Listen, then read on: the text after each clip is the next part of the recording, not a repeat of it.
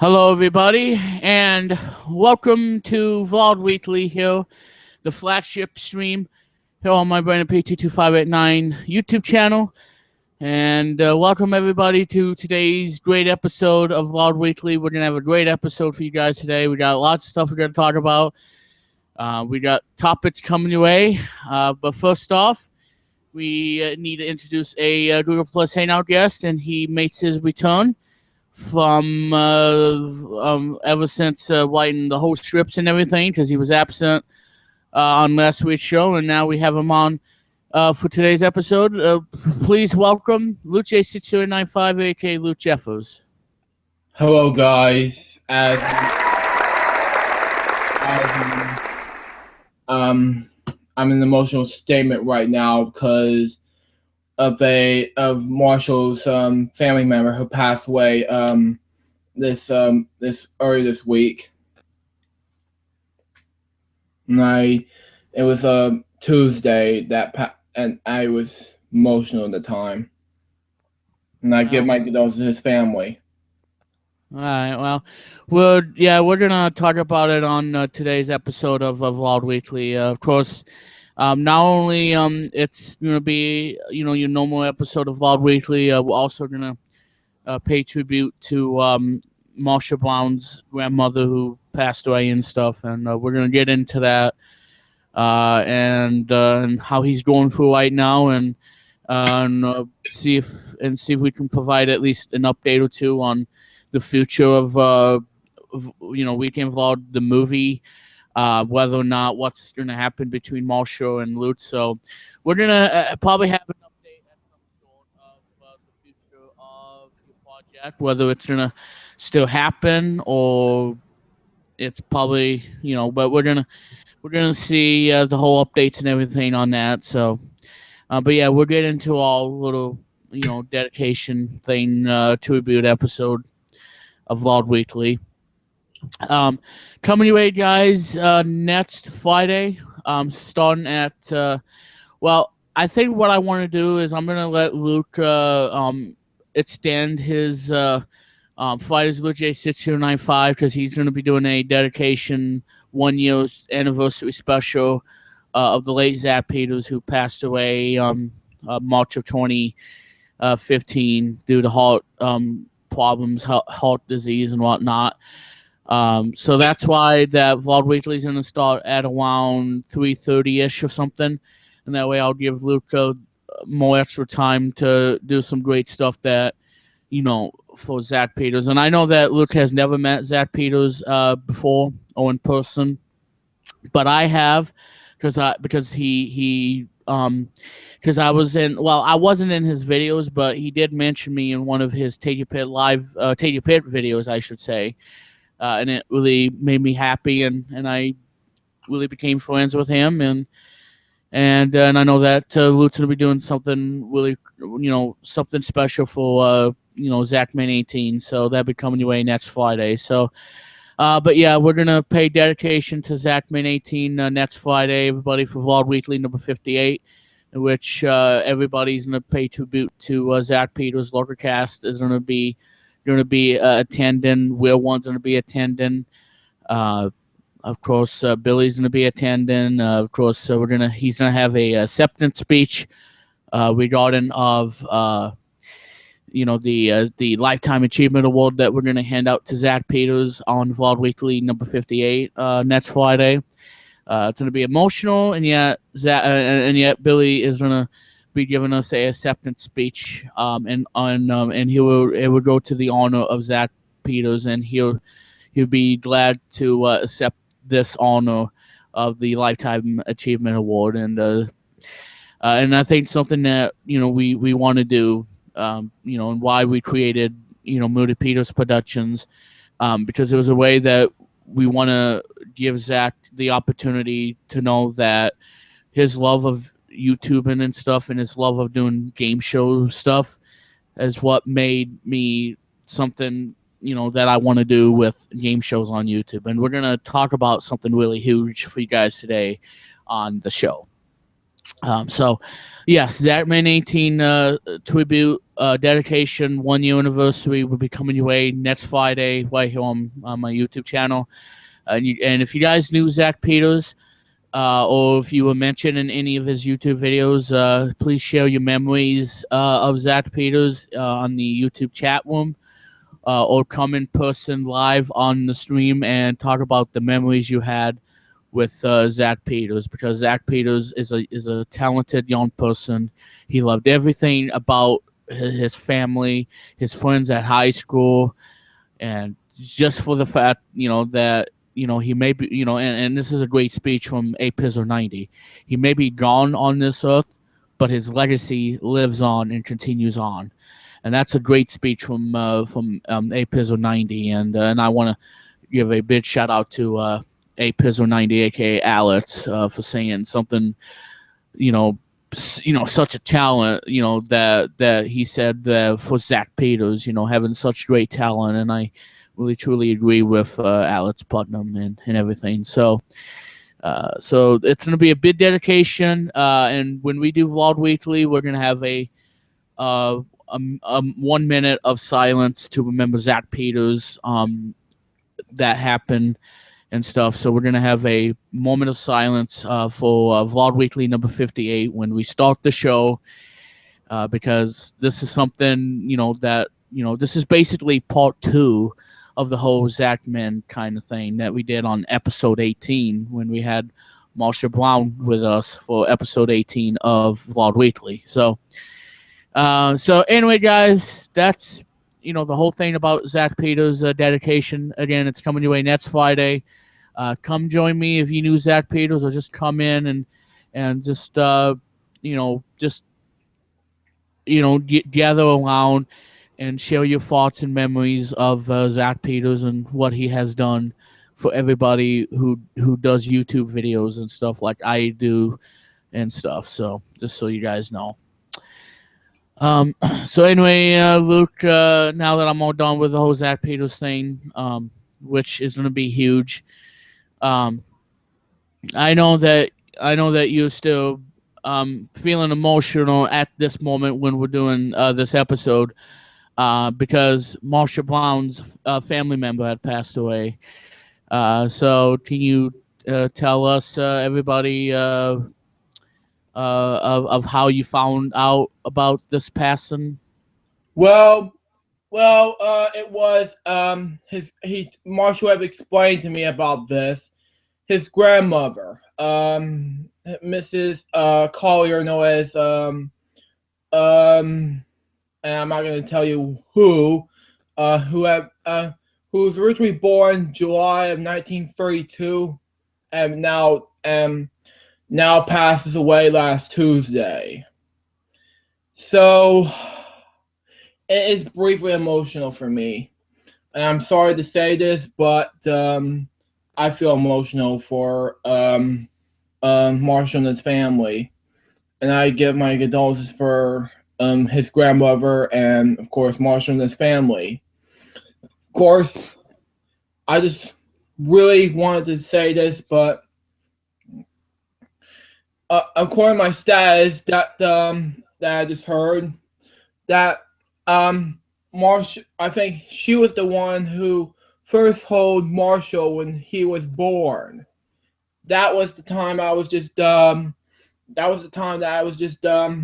bringing it all up when she first passed away, and I was so shocked about this when I first heard about that, and he told me, and I was feeling emotional, and he told me that this movie will not be the dedication to the late grandmother because that'll be extremely personal. Yeah, I totally agree. And like I said, if you got to leave somebody out due to personal reasons and stuff, I think that's something, that if you are going to make a film about this, then, well, yeah, you probably have to leave out that, because it's extremely personal, and it's something that that I think that it doesn't really need to happen when you make such a movie like this. But for Zach Peters, I mean, it's totally up to Zach Peters' family and whatnot. But and the whole dedication thing, it can be great on some things, of the movies. But if for some reason, that the family does not want you to have that person's name on the movie in the ending credits or anything like that, then yeah, that's something you might want to avoid. Because that's not really cool. Something that you don't want to do. But yeah, so my condolences are also with Marshall and everything, because I feel the same way when just a side story of this. My grandmother actually passed away in October 2005. I think it was October 5th or October 9th, 2005 ish. And in 2015 marked the 10-year anniversary of my grandmother and stuff. Yeah, she was born in 1933 in November, and I still miss her. And I mean, she loved me as much as I loved her. And yeah, we were just going through tough times during this, and I know that Marshall's going through the exact same thing as that me and my mom were back in October 2005. And when you lose someone so valuable, you just want to grab someone by the hands and just say that I love you and I'm gonna miss you and everything. So, but yeah, such terrible. So again, thoughts and prayers with Marshall Brown's family, and Marshall, keep your chin up and continue to make great music for everybody, because we love listening to you, because you're very talented. And of course, you can listen to Marshall Brown's music on the radio show that I'm not gonna say what it is because I'm not allowed to. But I am the executive producer, and we get to play Marshall Brown songs on the show. So that's the only place you're going to be able to hear it. So, but anyway, guys, now we're gonna probably move on to some emotional stuff, because now we get to talk about something that's going around in the whole thing. And that is, of course, the SU Orange wins against Dayton by a final of 70-51. And I was listening to it while we were doing the stream, or while the stream was started, actually.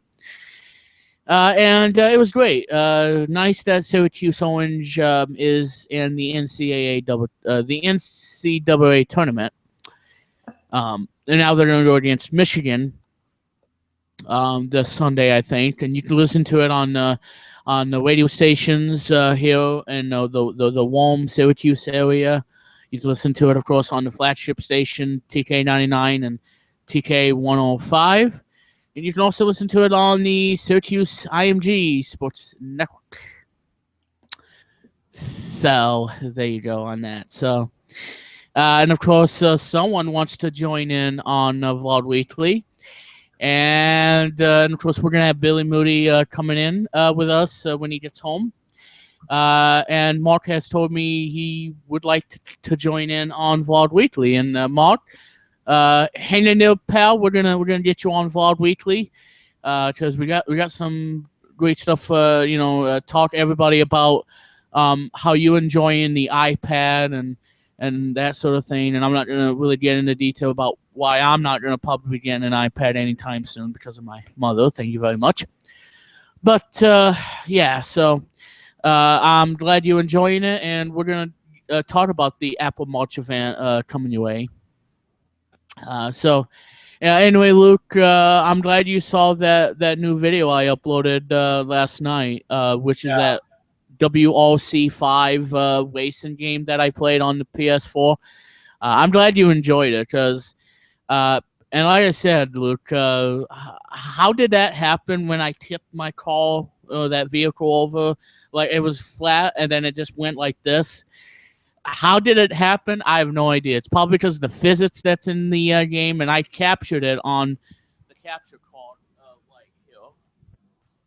Mm-hmm. So I can All right. So yeah, that's the capture card that I use. Oh, upside down. The Ava Media Ava Capture HD or Live Gamer Portable Lite, however you want to pronounce it. I want to probably get me a Live Gamer Portable, and then that way I can pop in an SD card and capture some gameplay, like gameplay like the game that you saw. And by the way, all the footage you have saw, Luke, on the WLC5 and many other games was recorded using the Ava Capture HD Live Gamer Portable. So again, Luke, what are your thoughts about the video as I was just racing and then tipped over? I was just laughing my butt off when you saw that. It was shown on Friday's Blue Jays showing 5 today. And I thank you for showing that. Yeah, because that was a big highlight too. If I streamed it on Twitch, it was probably getting a lot of views by now. But yeah. So what happened to the game, everybody, is when I was starting to waste 3, 2, 1, go. Just like when Marshall Brown said something really funny on the Super Smash Brothers thing, is the you know what, and then it says 3, 2, 1, and then go, and then that's what I was doing, and then my car was going like, I don't know, 100 kilometers per hour. And then as soon as I make that turn, the vehicle tipped over and it was on this side. So that's what happened. No, this side, depending on if you see in the left or white or left, what have you. But yeah, that was really cool. So I have played the game, the demo of it, and I think it's pretty cool. I like it. The one con I have about it is the frame rate. The frame rate is not that great. Frame rate is not 60 frames a second.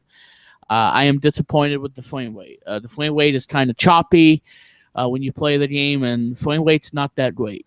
I don't know if it's present on the full release of the game when you buy it as a disc, but as I played the game, the frame rate was kind of chunky, and it wasn't that smooth as I liked it to be. Because Project Cars on the PS4, that is some of the best racing game that you can get on the PS4. That has a smooth frame rate of 60 frames a second, and the game is much better, of course. But I will give Big Band props making this game. It's really cool. It's similar to V-Rally 3 that I played before on PS2 and Xbox. But yeah, it's really cool. But anyway, yes, Luke? Nothing. I just want to get some water. I'll be right back, guys. All right. So, but yeah, I played VR. Well, yeah, VR. Well, yeah, we're going to talk about PlayStation VR coming your way. And I know that Luke liked it. So, thank you, Luke, for that. And so there you go. All right. So, now we're gonna get I'm gonna get the link ready because Least Any Team will be joining us along with Billy and everybody. So stay tuned for that. All right, guys. Now what else are we gonna have to talk about besides the WRC5 game that I played? Okay, well, we got some topics. So let's go ahead and talk about the topics. And speaking of the Apple event, we want to show you guys something right about now, and of course, you comments hockey, my Twitter, of course. You guys can follow me at official. Let's see, 9010. Didn't want to see the Kate Mim-Mim, and yeah, sorry guys if you had to see the Kate Mim-Mim. I'm back. I probably should have hide it while I was doing the stream. So I'm probably gonna have to hide it because I don't want to get a copyright thing. But anyway, moving on of the whole thing, and yes, Lou, welcome back. And that's the game that I played for you guys. Like I said, WRC5 for the PS4, PlayStation. Yeah, we're gonna talk about that too. The PlayStation 4.5 rumor.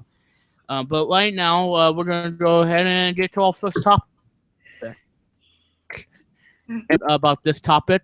Our first topic of the day here on Vault Weekly number 57 is the Apple March event preview, and what can we expect of the Apple event that's going to take place on Monday, the 21st of March.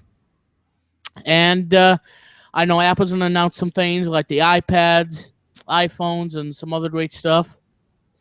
So now we're gonna go over to Luke Butch, as he is an Apple fanboy. And Luke, we're gonna go over to you. The Apple event preview. Well, it's going to happen on March 21st at 10 a.m. Pacific time at At 1 p.m. Eastern time.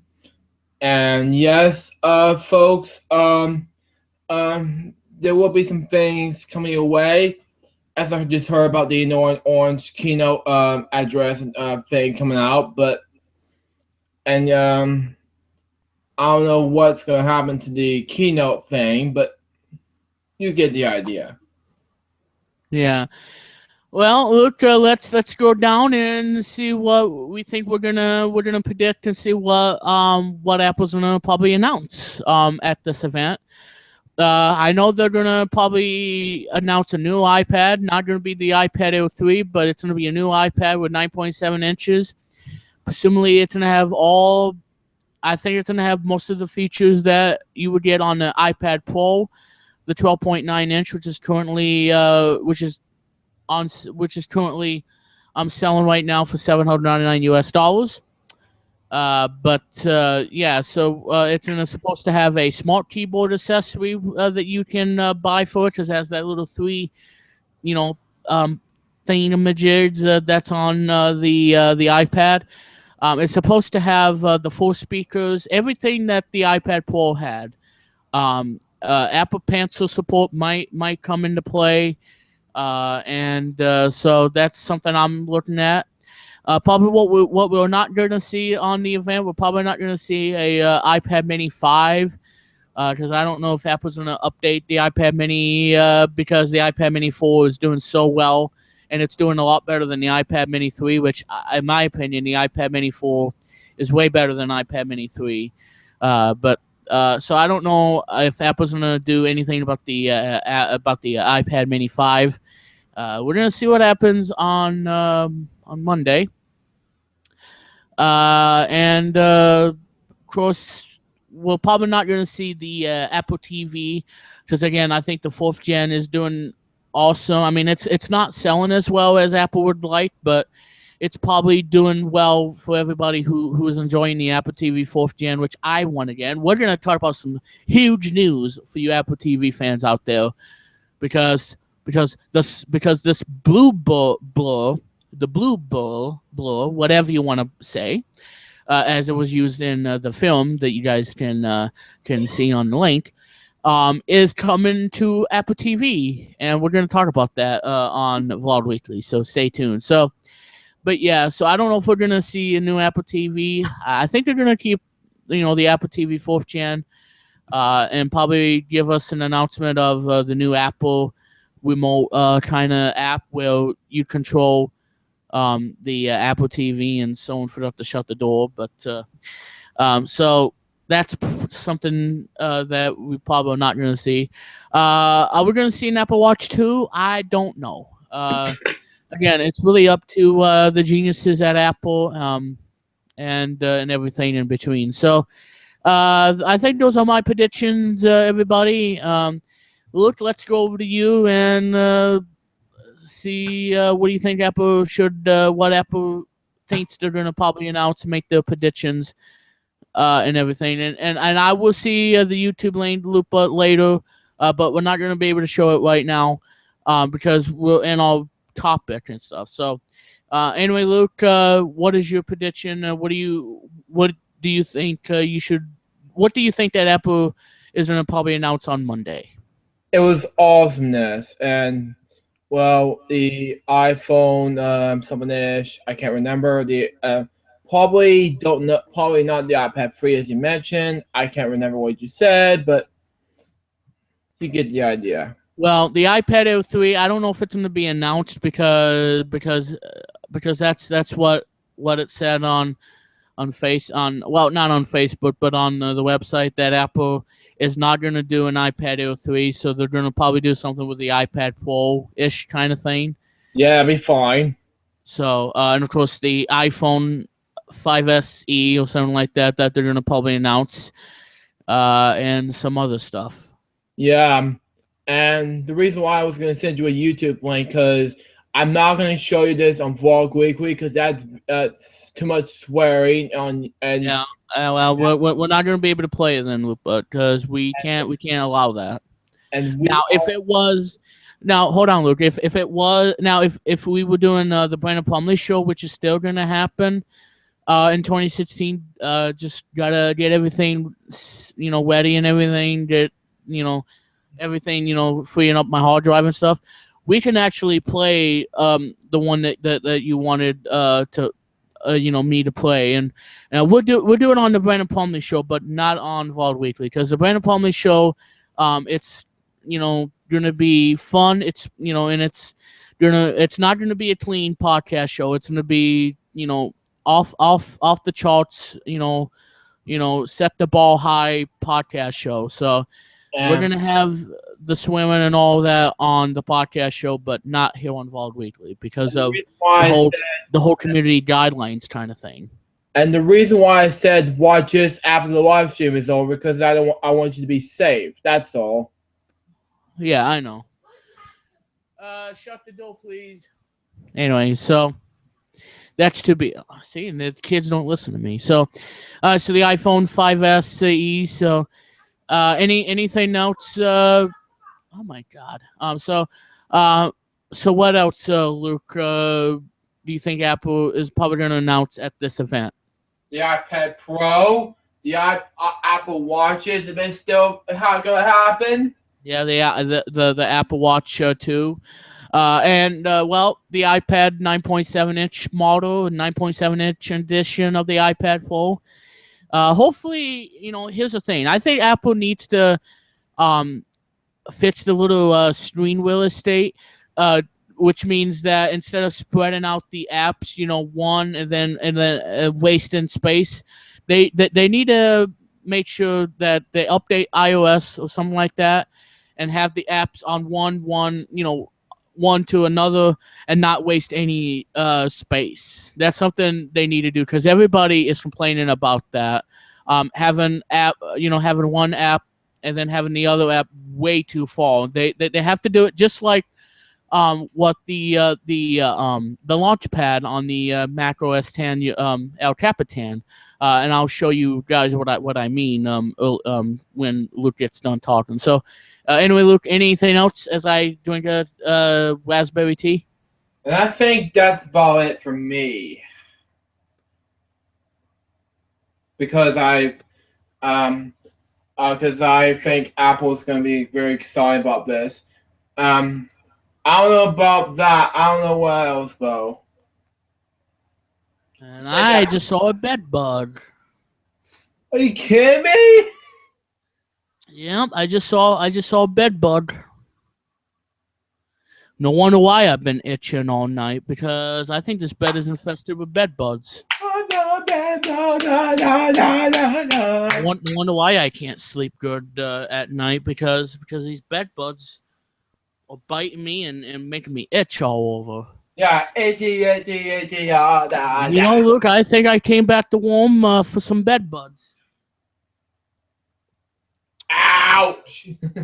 Yeah, I know. Well, yep, bed bugs. But anyway, guys, now I'm going to show you guys something. This is what I was talking about on the iPad Pro, but this is on the Mac, and as you guys can see, how this is all laid out. See, there's no wasted space. Like you have Safari, and Mail, and you don't have that waste in in space. But on the iPad Pro, they just wasted and stuff, and that's why everybody's complaining about that and whatnot. So there you go. So Apple. That's probably the only thing Apple needs to fix, and then other than that, I'll be really happy with a new iPad. Yeah. So Apple kind of fits your home screen a bit, and don't make the icons big, but make it like you have it on Launchpad. Like on the whole idea. Having one icon right next to each other instead of just having it spaced out like that. Because that's something they probably need to fix, and I think that's something they're probably going to take into consider on Monday's stream, which is coming. So, so Luca, do you kind of agree with that? Yeah, I kind of absolutely agree. All right, so that's something that Apple probably needs to fix and everything. But at the same time, guys, again, we don't know what's gonna happen, and those all the predictions of stuff for the Apple March event. I know that Billy ain't gonna talk to us about it because he's not really, he doesn't have an Apple product, so he probably won't be able to say much about it. But what we can say is exactly what's gonna happen, and again, we'll keep you posted, and we'll let you know what Apple announces when we do our dedication special for Zachman 18 1 year anniversary coming your way. So stay tuned, everybody. Because like I said, I love Apple. I love the iPad. The really reason I want an iPad because again, there's 3 movies I'm gonna buy on iTunes. And these 3 movies I'm not gonna see in theaters because number 1, we don't have a call. Number 2, I can't get to the theater because my family is lazy enough to take me. And yeah, so there you go. So anyway, if you guys are wondering what 3 movies I am going to pre-order on iTunes, well, I already have one on pre-order, and that's Zootopia, which we showed you on last week's show of Vlog Weekly. And then there's 2 more movies I'm going to pre-order. The Angry Birds movie that's coming out in May or June from Columbia Pictures, Sony, and Warville. And the other one is the movie I am really excited to see. It's coming out in theaters on April 29th. And it's one of my favorite video games. I like the characters, and that is Ratchet and Clank movie that I'm going to probably pre-order on iTunes. So, and that's the reason why I want an Apple device like an iPad or an Apple TV so I can watch them when it comes out. Because an Apple TV, on the 4th gen Apple TV, it's gonna play nicely on this TV that I'm using right now that we're doing for the stream, and it's over there, the box. And that's a 24-inch Vizio D series TV that I got, that I did the unboxing for.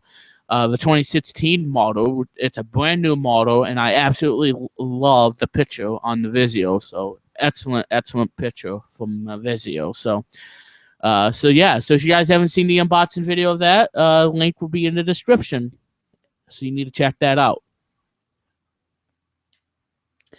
And I know, Luke, you told me on Kick last night that you had a lot of TV shows that you wanted yet. I know one of them you said was Flugers. Well, fortunately, Luke, but I don't know if Flugers is going to be on iTunes at all because NBC Universal owns Sprout, and I don't know who's gonna. I don't know if they're gonna have a distributor that's gonna have Flugers available on digital like iTunes, Amazon. So I would like to see it too, Luke, because it's my favorite show on Sprout right now. Yeah. Of course, if you guys don't know what Flugers is, they're the aliens and stuff, the tiny aliens and stuff. And assist of Captain Fleeker, First Officer Flo, and Junior Boomer. And those are the, and like I said, Fleeker is red, Flo is yellow, and Boomer is green. So it's my favorite show on Sprout, and I absolutely love the show. So that's a huge plus. So you also said to me on Kick the Lego Ninjago, which is the one that I want to get as well. That's actually available on Netflix, by the way, Luke. The Ninjago, that's actually available on Netflix. Really? I don't know if you told me this last night. I recall you saying that you were gonna get the new Lego Netso Nights TV show that aired on Cartoon Network this year, and don't know if they're gonna have season 2 of it. I don't know if they're gonna bring it back or they're gonna probably cancel it after one season. And shame on you, Cartoon Network. I don't know why you had to cancel my favorite Lego show on TV. It was such a great show. It was a great show. And I compare it to Reboot because Reboot is a masterpiece, and we're up to our 4th season of the show that we're gonna have tonight, but not on stream, but privately. I mean, taking that and Reboot, and why Cartoon Network canceled it after 2 seasons is beyond me. I thought it was a fantastic show that should have been on for a 3rd season if it wasn't for everybody who's blaming the voice acting. Well, you know what? I kind of enjoyed the show. It was good. The story was good, and the characters were cool. I liked. I'm telling you, Cartoon Network, why you gotta do this to us? I mean, because like I said, I love Legos. I love having Legos turn into a TV show, and yet you decide to cancel it after 2 seasons, and I think that Ninjago is done. So I don't know if we're gonna see any more Lego stuff. I really want to see season 2 of Netso Nights. Please, Cartoon Network, please give us season 2 of Netso Nights. Please, I'm begging you. So speaking of Netso Nights, Luke, did you mention at all about the Lego Netso Nights? If you're going to get that on iTunes, Lego Nights. I think so because I never heard the show before, but you highly recommend me this. But I had it's good, Luke. It's awesome. I like it. I like the show. There's 10 episodes available right now on iTunes, which you can get. And of course, I also have the Lion Guard: Return of the War that I bought on iTunes recently. Well, same here.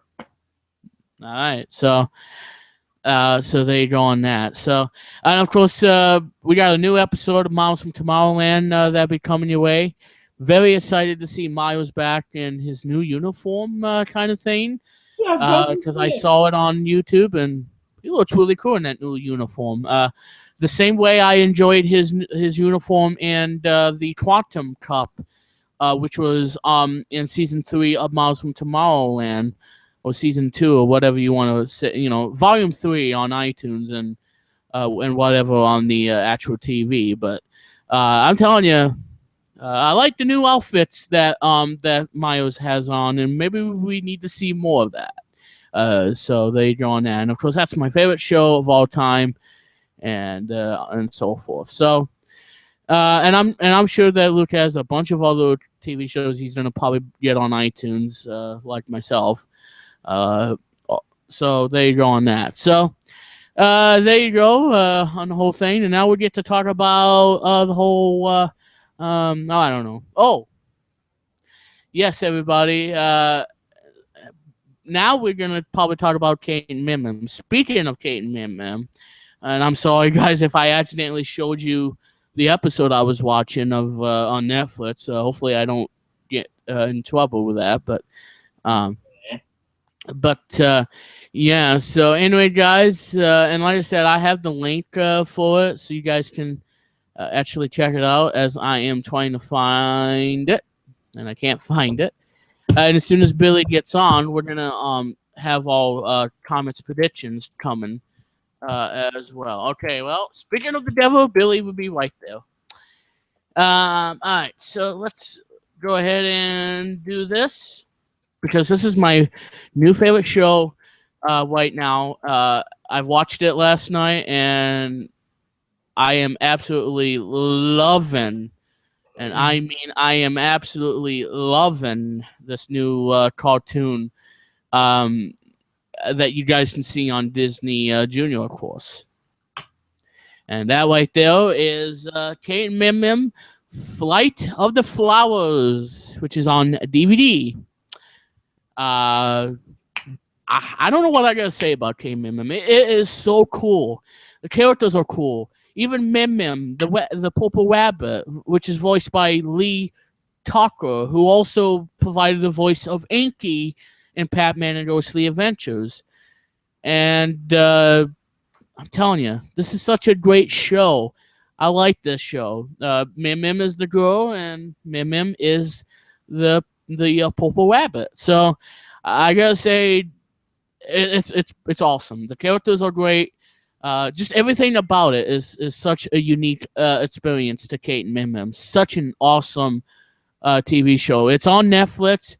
And my only complaint, though, is that they need to have more episodes of this available for purchase on iTunes. iTunes has it, but they only have about 10 episodes. We need every episode because Netflix has, well, if you do the math, if we have 2 episodes plus the 26 or times the 26, you're probably looking at around, I want to say 52 or so of the episodes of Kate and Mim-Mim. 26. How many times 26? Yeah, 2 episodes per yeah, I was right. 52. Yeah, you was 52. Yeah. I was right. I mean, like I said, I'm not good at math, but I got it right on the nose. 52 episodes. iTunes only has 10, and so does Amazon, but Netflix has 52. And whoever's in charge of the show, they need to bring all the episodes on iTunes available for purchase, and let everybody who enjoys Kate and Mim-Mim like I do, and make it available for purchase, because I truly enjoy Kate and Mim-Mim. Such an awesome show, and I'll probably be buying the DVD of Flight of the Flowers, because I was watching a really cool episode last night on Netflix. It was so awesome.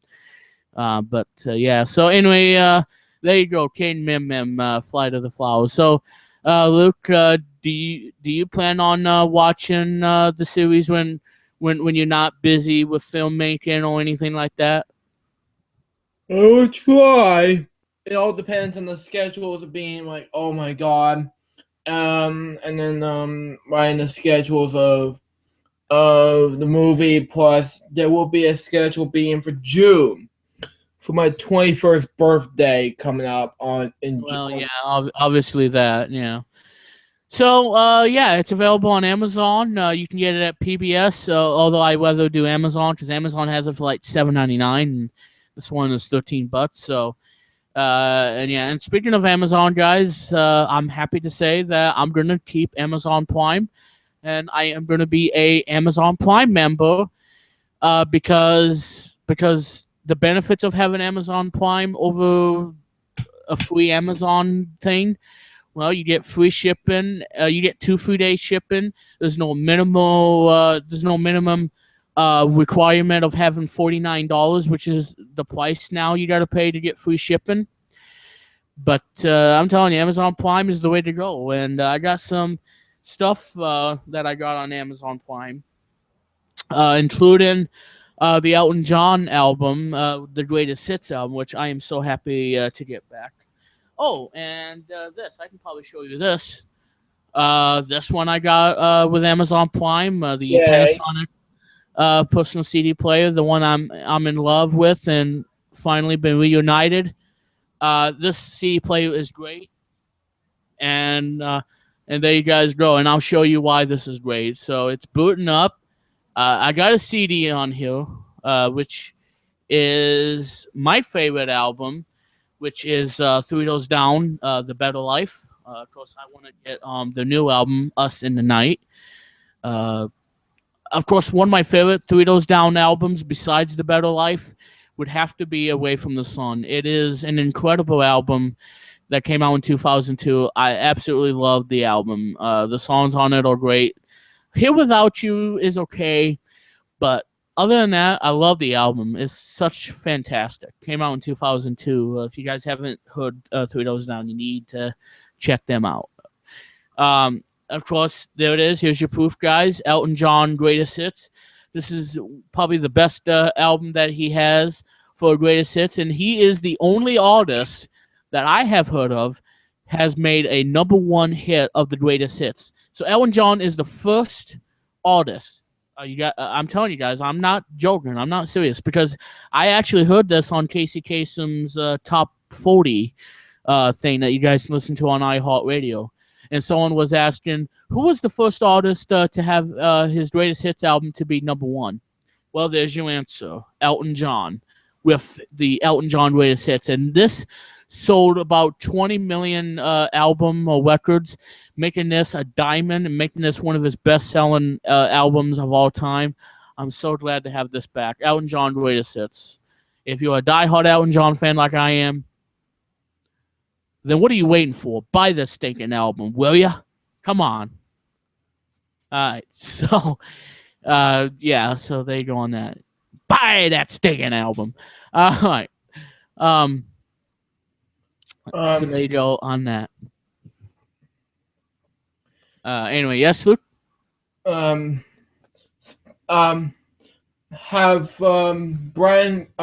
Billy and Mark has been gone for the comment or what?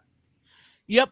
We're actually going to get at least Fin 18 on right now, Luke. So he's probably going to be joining in with us on the iPad. And remember, Luke, when Mark gets on any streams and whatnot or any videos, we gotta make sure we keep our tone down our voice a bit because Mark's family is kind of well, we don't want to bash on anybody's parents and stuff, but they're very sensitive to all of the yelling and stuff. I got it.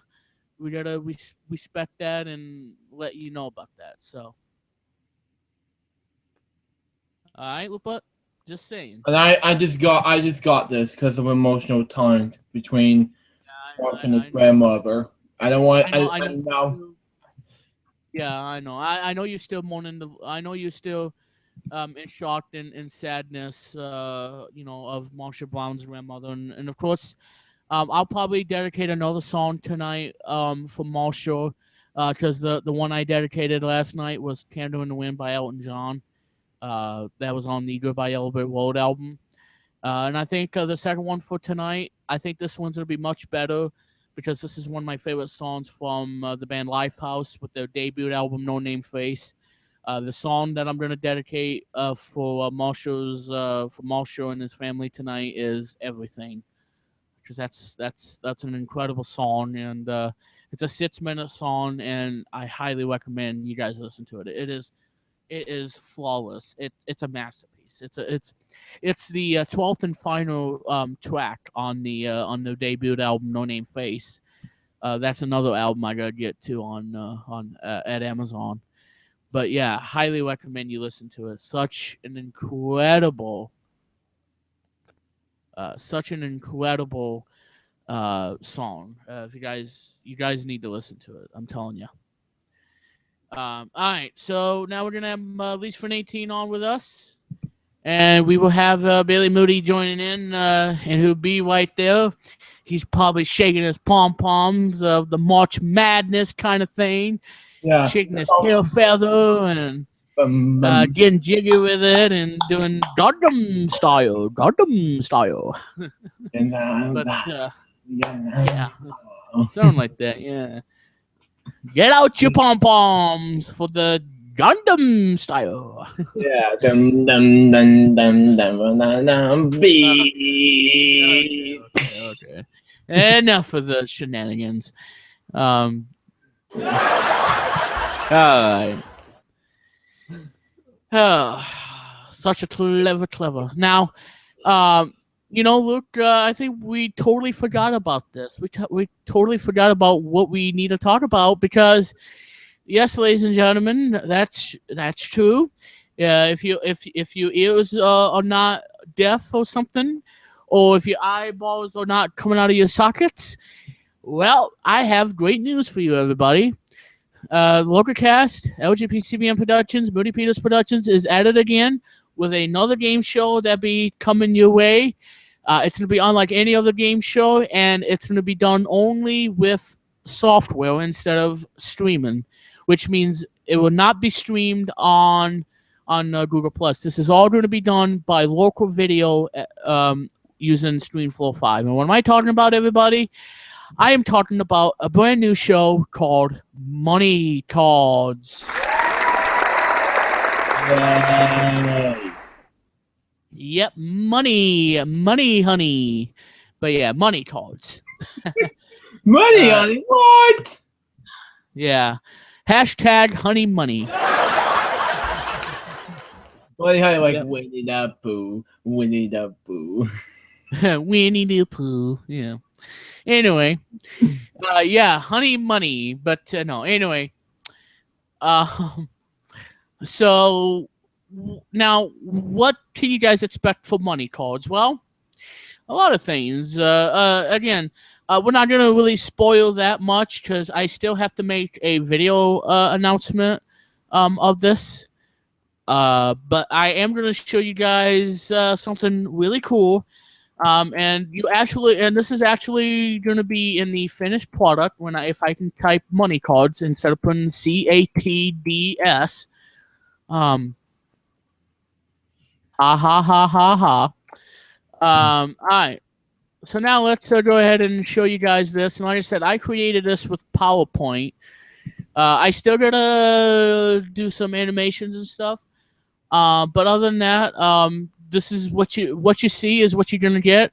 I'm not gonna use PowerPoint though for this particular one unless if we do our cryptic randomizer, and we're gonna do something about that. I'm gonna do something about it too, because we gotta make sure that we put all of this to one video.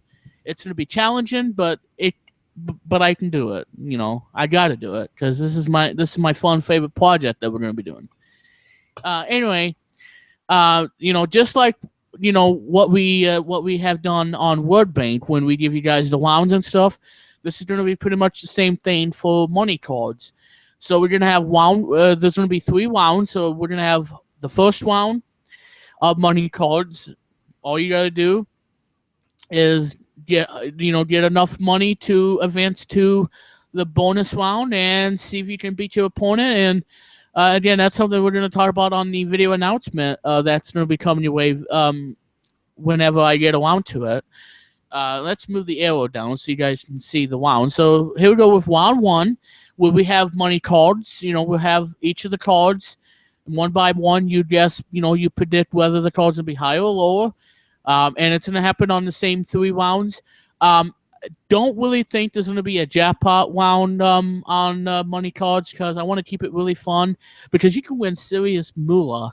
Because if you can get past 3 rounds, you could possibly win even close or even trying to win or to attempt to get over $100,000. And you could actually try to do that if you really wanted to, because that's how much money you can win in Money Cards. Seriously. Yeah. But anyway, yeah. So we got rounds like round 1, round 2, round 3, and now on a rare occasion, if we do have a tie, we are going to have a sudden death till we have a winner. And like I said, this is going to be really cool. The sudden death, and then the Money Cards bonus round, which you get to play for lots of money and try to add on to the total, so you can win a lot of money on Money Cards. So you can win possibly $100,000, and that makes Money Cards probably the first game show to have a large amount of money you can win on one day. I mean, come on now. I'm not making this up, ladies and gentlemen. I'm telling you. So that's what can happen on Money Cards. So, Luke, what are your impressions of how the whole rounds thing is set up with PowerPoint? My reactions are just wow. It is amazing. I cannot believe this. Well, thank you, Luke. And like I said, it was gonna be a huge show for Branden, myself, and really. Yeah. I'm so sorry about that way. Yeah. And the best thing about Money Cards, everybody, is that you can be a contestant on either Google Plus or Skype. If you want to do Skype, we'll do Skype because I think that's probably the easiest way to do it. But if you want to be on Google Plus, just a normal Google Plus, not on air kind of thing like we're doing right now, then you can do that as well. Because the program that I'm gonna get though, that I am gonna be doing money cards is ScreenFlow 5. Now I don't have the software, unfortunately. I do have it on here, but it's in a demo mode, so it's going to have that watermark, and we're not going to have the watermark when we do the finished product, because I want to make sure that I do it without having the annoying watermark, because that what kind of destroys the video. And I agree, it really does destroy the video. It kind of destroys the whole thingamajig. So, thingamajig. Yeah, because like I said, it can really destroy the whole video. So how this is going to work, though, money cards, it's going to be done on a weekly basis. Now what's going to be different about this than any other game shows I've done is that we're actually going to be filming it probably on a weekends, and then have it uploaded to you guys during the weekdays. So it could be now. I'm gonna announce fully detail of when Money Cards is gonna have new episodes. So that means that even though we're doing it live, we're actually gonna have it, have that tape. And I'm not, don't try to mimic, but and the video will be uploaded at a later date.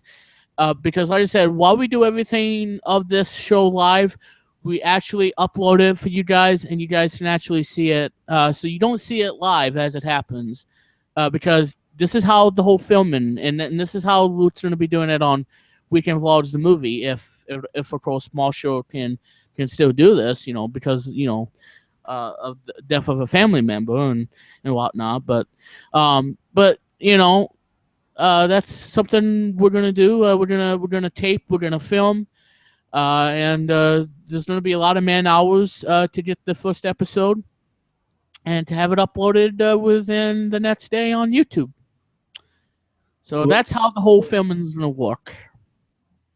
So Luke, so what were you going to try to say as I talk about more money cards? Nothing. I just really wanted to do snap my fingers and all that stuff, and the whole thing, and get jiggy with it. But yeah. Yeah, getting jiggy with it. Okay, so anyway, so that's how the filming works. Again, it's not gonna, everything's gonna be done, everything live and that sort of thing. But like I said, the key to making this show a huge hit starts with filming. We gotta, I gotta film. I'm gonna be using this crappy webcam, of course, till I get the C920.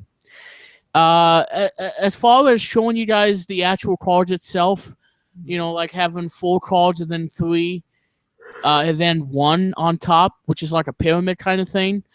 Speaking of the pyramid, I think we're probably gonna do something really, really cool for a really cool thing that we're probably gonna do. But again, we'll probably announce at a later date to what that might is. Get away from me, pesty bed bug, nasty crap. All right. Anyway. Oh, frick. Yeah, I got bed bugs are invading the bed. Go. Oh hell, Branden. So anyway, so that's how the whole filming's gonna be again. So how the filming's gonna work in Money Cards? Well, we're gonna be filming. When we start filming, again, I don't know how you guys are gonna be able to see the cards. I'll show you guys the card that a contestant has, and let you know how many cards are gonna be there precisely. So if there's gonna be 4 cards on the bottom, so there's gonna be 4 cards on the bottom, and then 3 on top, so that's 7, and then 1 on the top, so that's 8. Now the third round that we're gonna do for the third round, instead of having 4 on the bottom, we're gonna have I want to say 5 or 6. Well, I don't know, but probably we're gonna think about this. So 5 on the bottom, 4 on the middle, and then 2 on top. And again, if you earn, like I said, whoever has the most money earned in money cards in all 3 rounds will obviously go on to the bonus round for a shot of winning more money and try to win that way. So that's going to be really, really, really cool. So that's something to consider. So yeah, so again, filming, again, I'm going to have my microphone. I'm going to be doing all of the hosting duties. We're going to have contestants on if we all going to have contestants, and we all, obviously. And it can be on Skype, Google Plus, what have you. What you're also going to see on Money Cards, you're going to see a thing like the A-Crate font showing the contestant and how much money he has won, or the money that he has right now on the whole overlay, and with a bold new, an incredible font thing, an incredible color, having the gradient color like purple all the way down to white, which makes it a nice touch, and then the thing updates whether the contestant gets it right or wrong, gets the predictions right or wrong, and that will update on that. So I think that's something really clever, and I think this is something, why I'm gonna do this really cool. And we have Billy Moody with us, aka Billy M8094. So let's welcome Billy to Vlog Weekly and get all applause.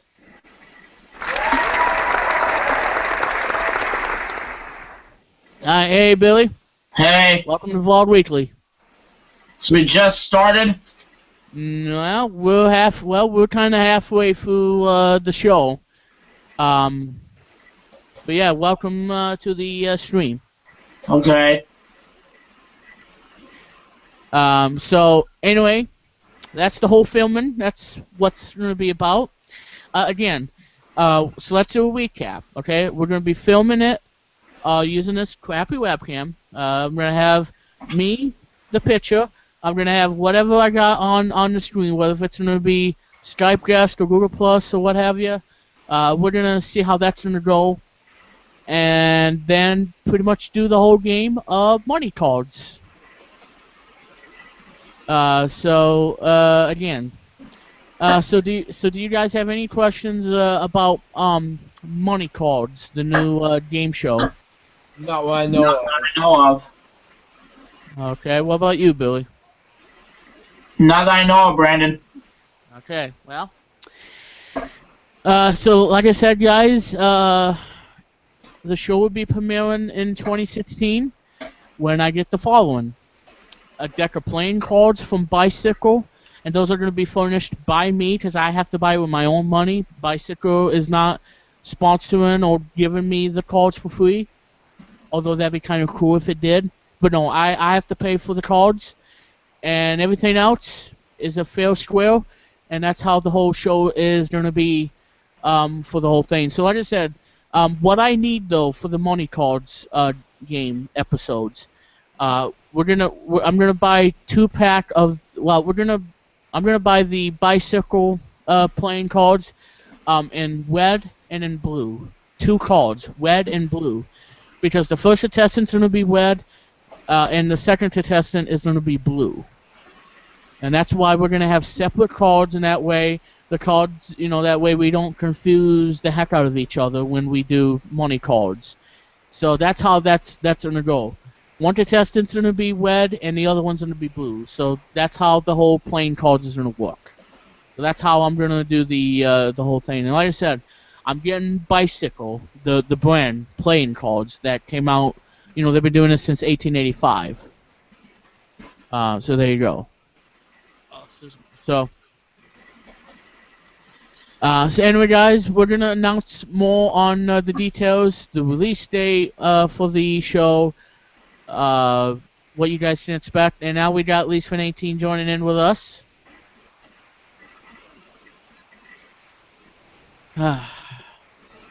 And this is really cool. Oops. And there he is. All right. First time on webcam. Yep. Let me see. Oops. There you go. So that, ladies and gentlemen, that's the whole thing about money cards. So there you go on that.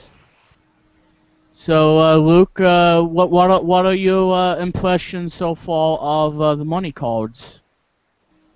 It was awesomeness so far, and plus, big shout outs to everybody who loves to be part of the money cards. It was pretty exciting so far.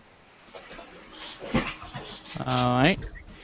Well, Billy, now that you heard everything about money cards, what do you think of the whole money cards idea? So I see Mark showing his iPad. Yeah. Oh yeah. Yeah. Congrats, Mark, on getting a iPad. Really cool tablet. I'm telling you. I know you've been playing a lot of Wheel of Fortune and Price is Right Decades on it, which I do have on the Kindle Fire HD. I just don't know where my Kindle is, but I have both of those games on the Kindle Fire, but I don't know where my tablet went. It's probably out in the desert somewhere at New Mexico. So anyway, Billy, what do you think of money cards? It's gonna be a perfect show. So that's to be expected. Yep. Especially for the whole entire thing, you know.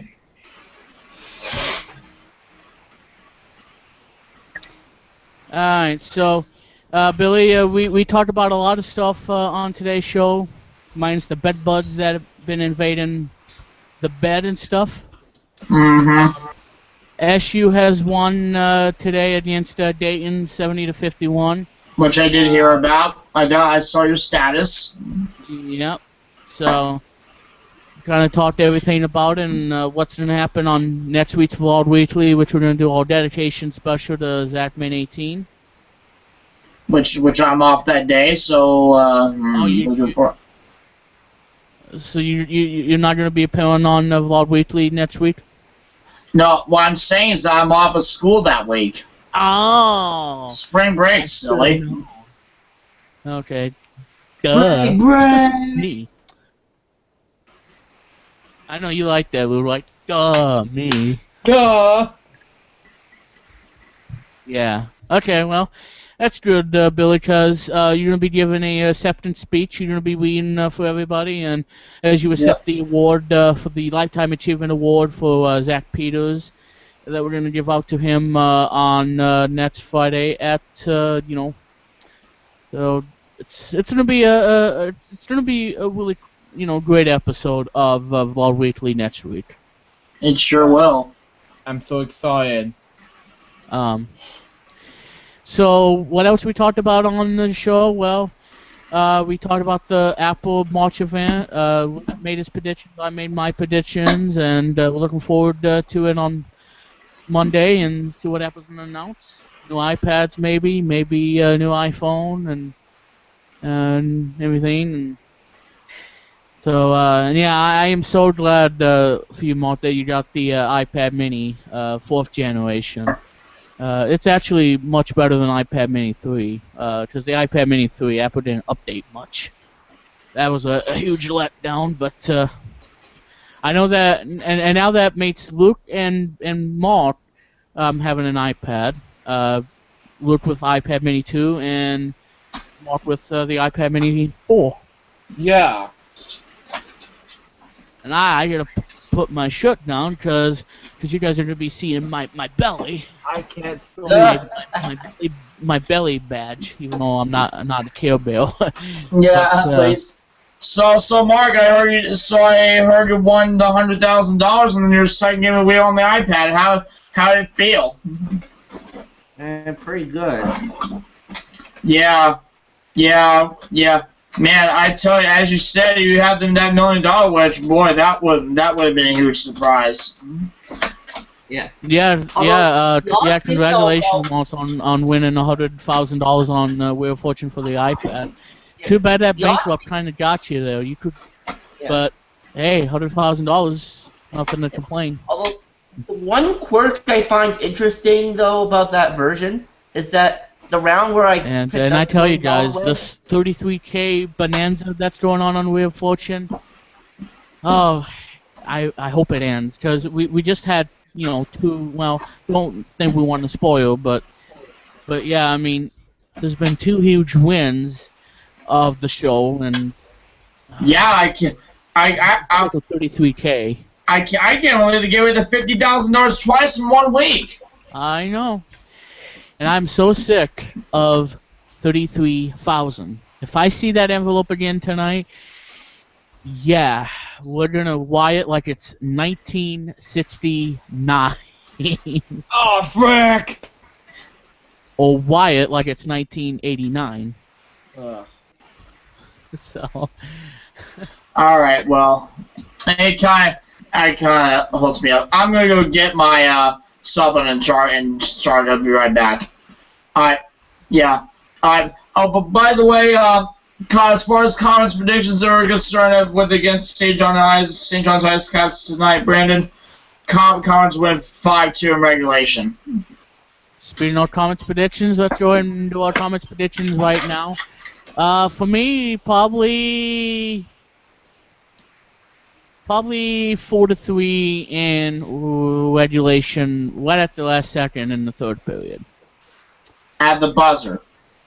Yeah, probably. So we'll see what happens tonight, and Comets all at home for 5 games, including Syracuse Torch, which was one of the games I wanted to see, but I'm not going to be able to see the Comets play because of my sister. So you can thank her for that. Well, don't want to know about that because it ain't our business, but your personals.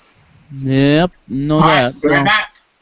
Alright, so. Alright. Oh, I got a scratch. Okay. Blow my pants.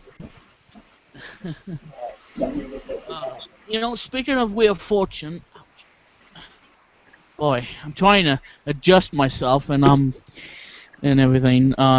So besides the whole idea of Wheel of Fortune stuff, I think the game I won on the iPad. I don't know if you heard about this, Mark, but they have a game called Wheel of Fortune Cube. Yeah, I know about that. However, I don't have enough money in my iTunes credit right now to download it. Well, I can tell you this, Mark. But if you do have enough money for it, you're gonna get the game for just 99 cents. Mm-hmm. Oh, 99 cents? Yep, 99 cents for the game. Yep. Indeed. 90 cents on my iTunes credit right now. Okay. Yeah. Now I can hear Mark. I don't know what was going on. Like, okay, wait. I had someone muted. Like, oh, okay. Yeah, I can't really hear the same thing because I used the Mac Mini. I know. I don't know what's going on. I accidentally muted somebody, and I don't need to do that. That's kind of. I know that's. I don't know why I did that, but, yeah. So, I do apologize about that. So anyway, yeah, Wheel of Fortune Cube is on iTunes for like 99 cents, as we mentioned. Though I probably plan on getting the Wheel and Jeopardy bundle that includes 2 Wheel of Fortune games and Jeopardy, which I'm not that great, to be honest. But I'm going to get it anyway because we might do something really cool with Jeopardy Showdown. So I think I'm going to get my butt kicked at like minus 6,900 to be, and then weigh just $69 and then get it one, still have $69. But 69. Our favorite number. So It's our favorite number, actually. It's ours, yeah. Yeah. Mine has to be 20. Yeah, so Wheel of Fortune Cube, and Jeopardy are all in one bundle for $4.99 on iTunes. Which is about $5. Mm-hmm.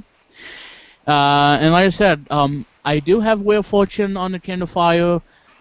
Again, I don't know where it is. I gotta probably get a new Kindle Fire anyway because mine's outdated, so I gotta probably get a new Kindle Fire. Because I do have Wheel of Fortune on that. Yeah. But what I really want to check out and play is that Wheel of Fortune Cube because it looks kind of cool.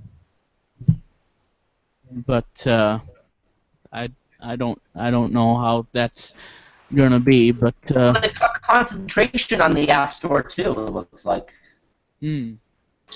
Classic concentration. It just says Concentration Universal by Cyber Style Studios Incorporated. Alright. But from the screenshot I'm looking at, it's the 25 square board, so I'm thinking it might be, and that's how they did it on Classic Concentration. Yeah, the show, yeah, based on the show, it's without Quebec, if I'm not mistaken. Yep. yeah, from the 80s, late 80s.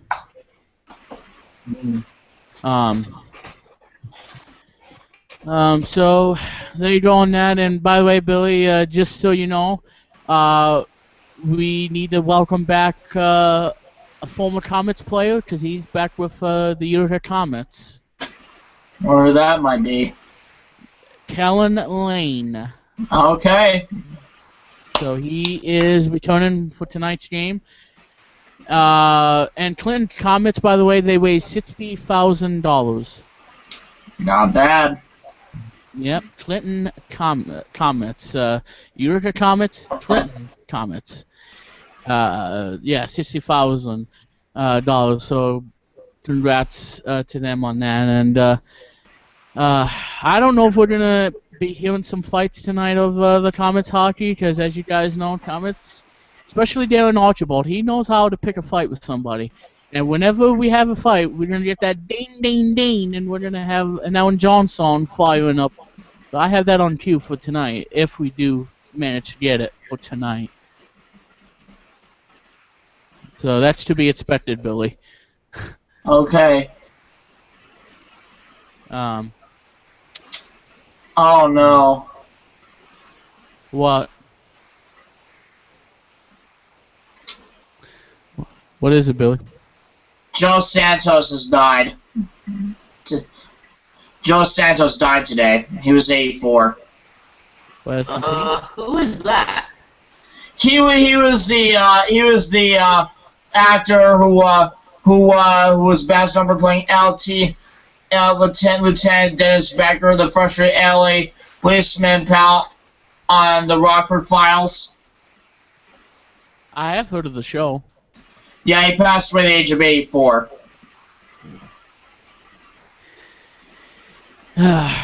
Well, rest in peace. Anyway, Billy, probably also need to talk about something that came out today. I think Amazon has it right now for $60, and if you're an Amazon Prime member, you can actually get it for $47.99. And that's why I'm gonna stay be an Amazon Prime member, because I love Amazon Prime. Because speaking of Amazon Prime, we did show everybody, what I got on Amazon Prime. We showed everybody the Elton John Greatest Hits, this one that I am so happy to have reunite, the Panasonic and the Elton John Greatest Hits CD and that sort of thing. So. Anyway, what am I talking about for you guys today? We got a new Wii U game that came out today, and that is Pokken Tournament, which yes, sir. Which I'm planning to get. Which released today and has all the Pokemon characters you love. Pikachu's on there, of course. My favorite character's on there. Lusawo, I think that's how you pronounce it. He's my favorite one in it. Mewtwo is on there and a bunch of others. So, it's getting some great reviews. 8 out of 10 from IGN, 9 out of 10 from GameSpot. Kind of shocking. I think Pokken Tournament's a really cool game for Wii U, and that's something I'm gonna probably get because, Billy, I know you love Pokemon Stadium, so. Pokken tournaments are gonna be something really cool too. Oh, hey Mark, by the way, you know you have Pokemon Stadium 2, right? Yeah. Well, guess what? What? I have the same game. Oh, yeah, nice. I actually did that in my 20th birthday special for Pokemon, I think sometime this past week or something like that. Yeah. And I did a game of it off camera, and I finally made it past I finally cleared the Egritic gem. Oh, nice. Ecritic's the ghost gym, right? Yes, that is the gym where let me find out more about the gym. It's Morty who's the gym leader for that. Oh, Morty, right?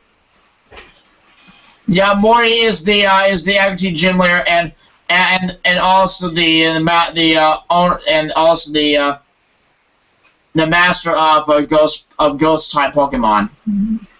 Well, speaking of Pokemon, I just misspelled Pokemon. Instead I put Pikimon. Pikemon. Wow. I put P-I-K-E instead of P-O. But Google fixed it, so sorry Pokemon, I misspelled it. I put Pikamon or something. Wow. Yep. And Chug is actually the Silver gym leader fighting. Yep.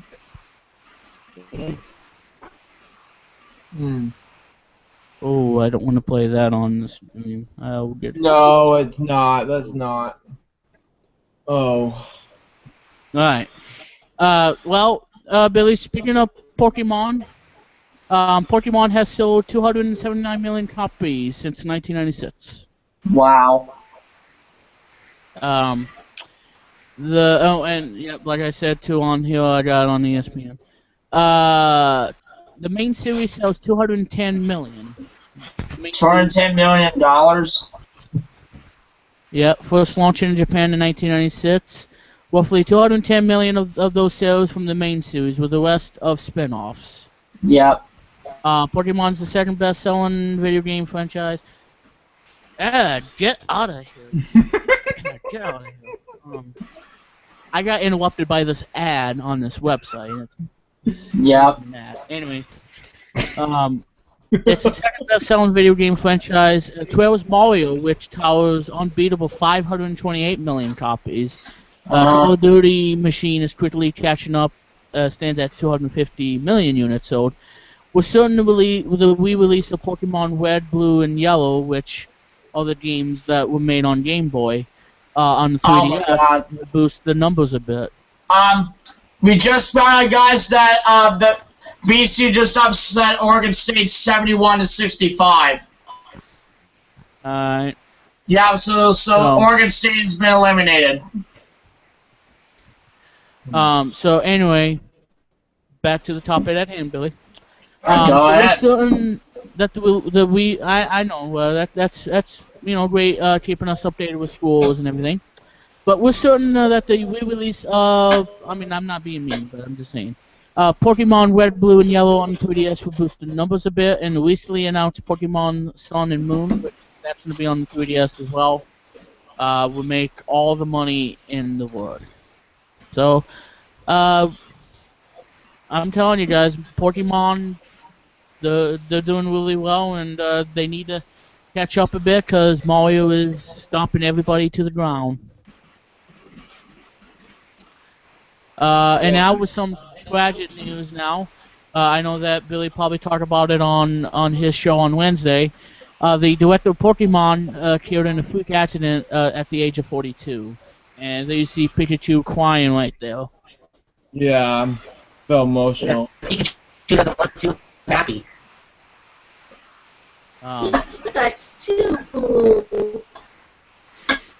It is with heavy heart that we bring you the latest breaking news from the Pokemon Company International. It's been announced that Executive Director Eric Meadow passed away on Sunday after being involved in a freak accident. This is from MoviePilot.com. There you guys go. He's a father of two, was driving his SUV with his daughter when a large tree fell on the road colliding with his vehicle, and he died at the scene. His daughter was suffered only minor injuries. So, kind of sad that we've lost someone who's been doing Pokemon since the 2000s, like 2003, which is where one was founded in 2003. This is the 13th year of the company. So thank you for everything, and may he rest in peace. Mm-hmm.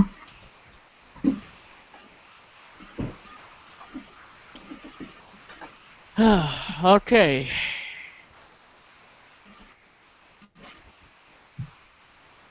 Let's see what else we got.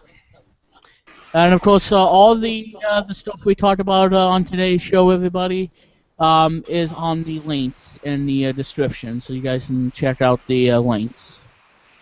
We're probably gonna talk about PlayStation VR. I'm totally forgetting about talking about PlayStation VR.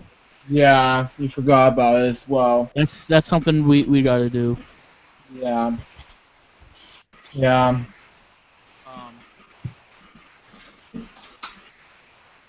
And like I said, we mentioned about Zootopia and the movies I'm gonna pre-order. I think we're gonna probably talk about the DuckTales reboot. I kind of forgot about that. We need to talk about that because I am not happy with Disney right now. And yeah, and if you guys get the joke that I did on Hit on Ice Season 1, we had our very first Anaheim DuckTales. Remember that? Hashtag Anaheim DuckTales. Yeah. I was the one who made that joke. There you go. There you go. What? I said Mark made that up, Billy, saying Anaheim DuckTales. Mark, you were the one that did that? Yeah.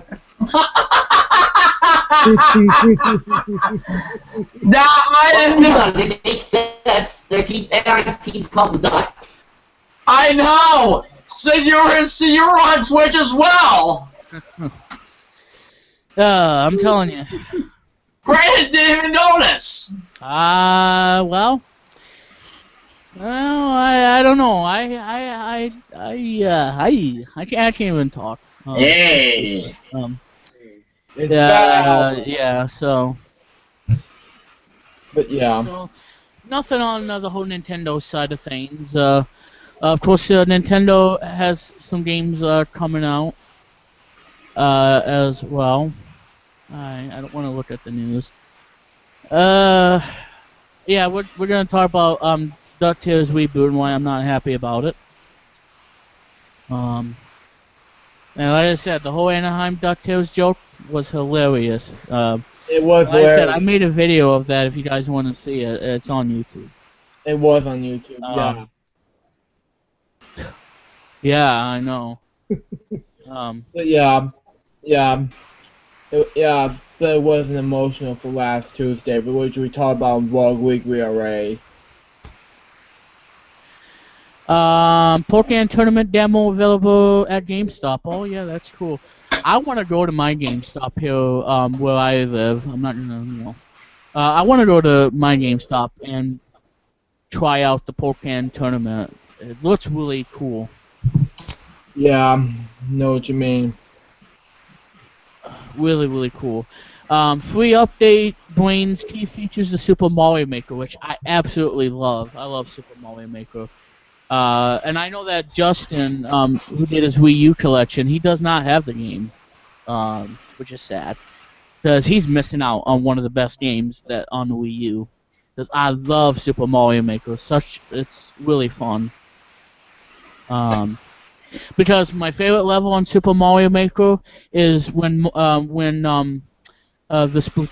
Splatoon characters, Inkling Boy and Inkling Girl, have to get a mushroom or a flag or something like that to go into the next obstacle. there's a stage on it called the obstacle course, and it's in the form of a DuckTales style, but in a Mario game. 8-bit Mario. Super Mario Brothers 1, where it has all of that. So, and just like the faithful port of DuckTales, my favorite game show, 60 seconds. Make sure you don't get hit by the enemies or you lose a life and start all over. So that's a really cool level.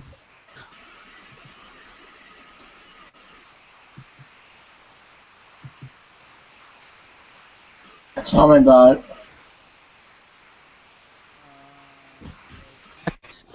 That. Zelda. Oh yeah, Legend of Zelda. Twilight Princess HD remake. Okay, yeah, I wanna get that. That's another game I gotta get for the Wii U. And well, not Splatoon. I would have got Splatoon. I can't think of it. Oh, Star Fox.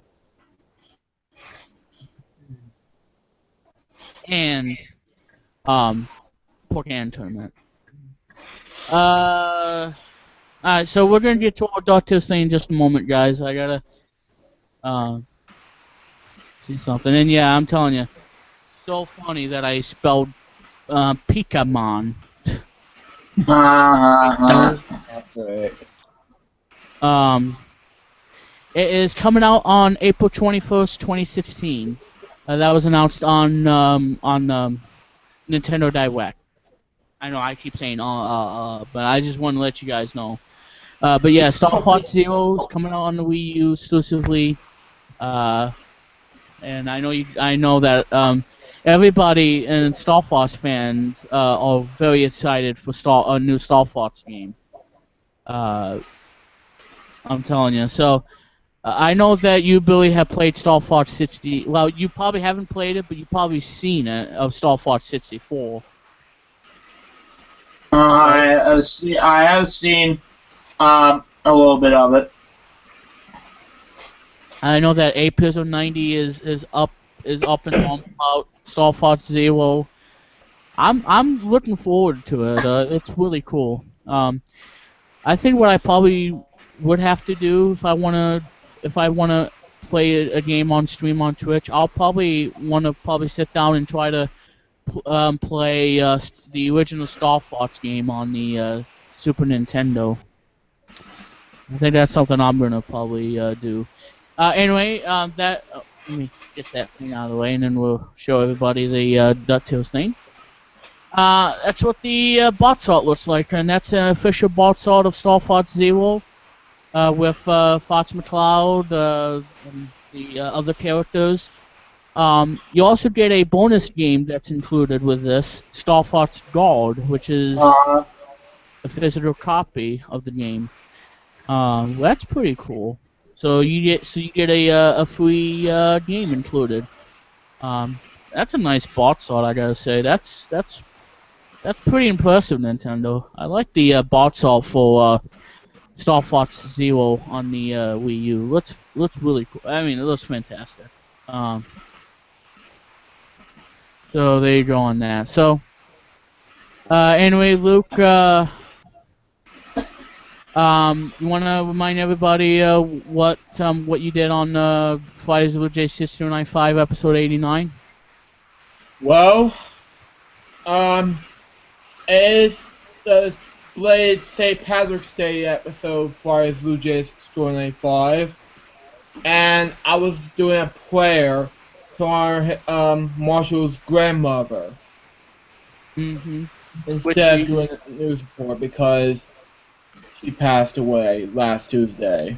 Oh no! That's awful.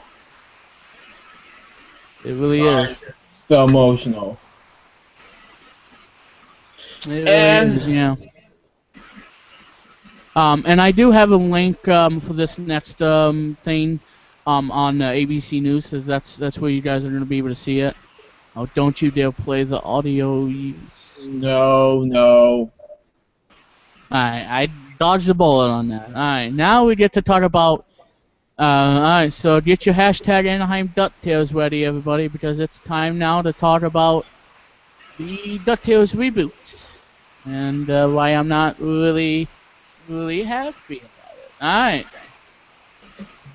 This is what I saw when I first looked at the first image of the new DuckTales series that's coming in 2017 from Disney XD. Okay. It's okay, but it makes no sense whatsoever. I think Disney did something to me because I enjoyed the DuckTales cartoon from the 80s, 1987, and for them to do this to me, Disney, we have an eyeball together. Because like I said, you're having huge hit after huge hit with your movies and stuff like Big Hero 6 and now Zootopia. Why this? You know? I don't know. So, Luke, what do you guys say about the DuckTales reboot? It is nothing but bullcrap. Yeah. So the whole thing that doesn't make a lot of sense, or the thing that does make sense, they're gonna use the idea of this one DuckTales the reboot. It's gonna be kind of like how they did the whole drawings and everything to Mickey Mouse. I have heard that this is gonna be very similar to the one that you guys see on Disney Channel with the Mickey Mouse shorts. And I'm telling you, they really have to mess everything up with DuckTales. Am I going to be watching this on Disney XD? No. I doubt it. I don't know. No. I'm scratching my head at the moment. I don't know what to say. Well, Billy, what do you think about the first screenshots of the reboot of DuckTales? Yeah, it's okay, but no, I don't think that ain't gonna be working out a little bit. Yeah. Probably. I mean, like I said, I don't know if it's gonna be that good because we only see, that's just a screenshot of DuckTales. But like I said, it's coming out in 2017, so we're gonna see if it's actually gonna be good. But my first impression, it's kind of okay. Is Scrooge McDuck going to be in this? I don't know, because he was one of the main icon character of the DuckTales cartoon from 1987. We do know for a fact that the original voice actors and actresses are not going to be in this. Even Alan Young, who provided the voice of Scrooge McDuck, he's not going to be in it. The guy who plays Launchpad, he's not in this. I don't even know if he's going to be in this at all. And Donald Duck, I don't think he was in the original DuckTales in the 80s. But he's going to make his debut in the one in 2017. I don't know what to say, Disney. I don't know what to say. I am kind of speechless. I'm so freaking speechless. I know. Like I said, this is not good. I mean, not good. Mm-hmm. And what is he doing?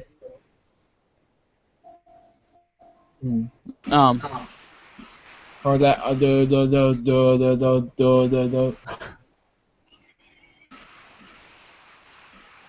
Anyway. So here's the story of the DuckTales series. Last year, Disney announced an all-new version of the Emmy Award-winning animated series DuckTales has been ordered for launch on Disney XD channels around the world in 2017. Disney Television Animation, via Disney blogs, has revealed the first image for the new show, which you can check, which is right there. This is going to be a first for me. This is going to be done by Disney Television Animation rather than Walt Disney Television back in the day and Buena Vista Television back in the day, 1987. So that's a first. Because as you guys know, Disney Television Animation also does The Lion Guard and The Lion Guard Return of the War, which I have on iTunes, like we talked about on today's show, on today's episode. Yep. So, anyway, the new DuckTales series adventures will once again take viewers along as Scrooge. Okay, so he is going to be in this. Okay, Scrooge McDuck and his nephews, of course. That's what made the show famous, of course. Mischief making grandnephews. Yeah, Huey, Dewey, and Louie. And Donald Duck, he makes his first appearance. On High Flying Adventures Worldwide. Other beloved characters are slated to be in the new stories, like Duckworth, Gyro, Gear Loose, Launchpad, he's in it, okay. Flint Hawk, Glom Gold, Magica, oh yeah, Magica the Spell. Oh yeah, I remember her. She's an evil witch, I tell you. She's an evil. Poe, Ma, and the Beagle Boys, which I finally remember. Yeah. So there you go on the DuckTales series. The first image, of course. We have our mixed feelings. Billy said meh, and Luke kind of the same. I'm feeling okay with it. I want to see more of this. I hope it doesn't become like the Mickey Mouse shorts, because I gotta say, as much as I love Mickey Mouse and the characters, I am not a huge fan of the Mickey Mouse shorts on Disney Channel.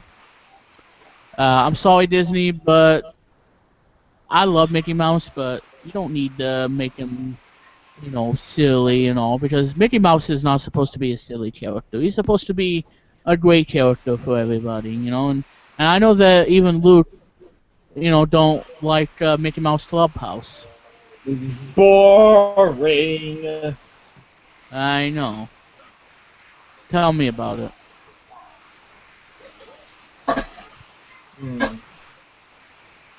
Tell me about it, Luke. I don't know. I know how that feels. Yeah. But why would that be 766 over Cal? Alright. Alright, so coming your way, everybody, on this episode, we're gonna have a countdown. We're gonna be playing that in just a little bit. So stay tuned for countdown. Alright, so Billy, do you have anything you want to share with us for Vlog Weekly? Because I'm trying to remember what we need to talk about still. Oh yeah, we're going to probably talk about Take Your Pit Live coming tomorrow. So anything from you, Billy? Not really right now. Alright. Alright, so with that being said, let's go ahead and let's talk about some updates from LocalCast LGPCBN Productions. Take Your Pit Live, as you guys know, is a long-running game show that's created by me, the revival by me and Billy, originally created by Zach Peters and Eric Light. The show has been doing really well. We're giving away a lot of $1 million. We made history. We had our first $5,000 victim until Wiki won $750,000 plus the jackpot. So Billy, who is our winner for? Who became our winner for Take Your Pit Live number 59? I think Jamar did. Mm-hmm. And we're probably going to have Jamal on for tomorrow's show as he defends his championship against 4 others. which is gonna be really cool, and we're gonna see who they all for tomorrow's stream. I'm gonna load up Word and see who the contestants are gonna be. And it's overcast outside. It's supposed to be sun shining out. Say, the weather. It is 30. Okay, wait, what? Oh. Anyway, Alright, where is Wood? Okay, come on, Wood. You don't have all day. Don't jump up and down and dance. Okay. Yeah, the app on the Mac is dancing at me. Like, I don't want to see you dance. I want you to open up so we can see who our contestants are. Ah, well, it's going to be 69 degrees on Monday in my hometown. Oh my god. Yep, 69. And it is 70 in Tweltman, 66 in Azle, 37 in Wom, and an Old Forge. It is 30 degrees. And they're not going to hit 69. Nice try. That's incorrect. Anyway, Jamal is going to go against Billy Moody, Elise Fin 18, aka Mark, Luke Jeffers, and Leaf Apollo. Those are the contestants for episode number 60, our 60th show for tomorrow. Yep. And I think instead of having a title for Cleveland Waltz, we're probably going to have a new title for episode 60. Not only it's going to be our 60th show, but it's also going to be a really cool title. It's not going to be called Cleveland Waltz. It's going to be something clever, I think. Okay. So we'll see what we come up with on the group. Like I said, for updates and everything of the game shows that we do, go to official Localcast LGPCBM Game Show group on Facebook, and from there you can check everything out of what to expect.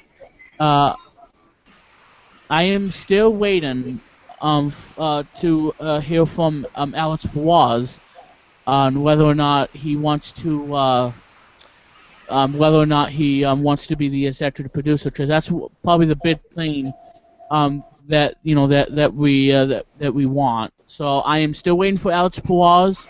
I'm gonna talk to him later if he's not busy with work and everything.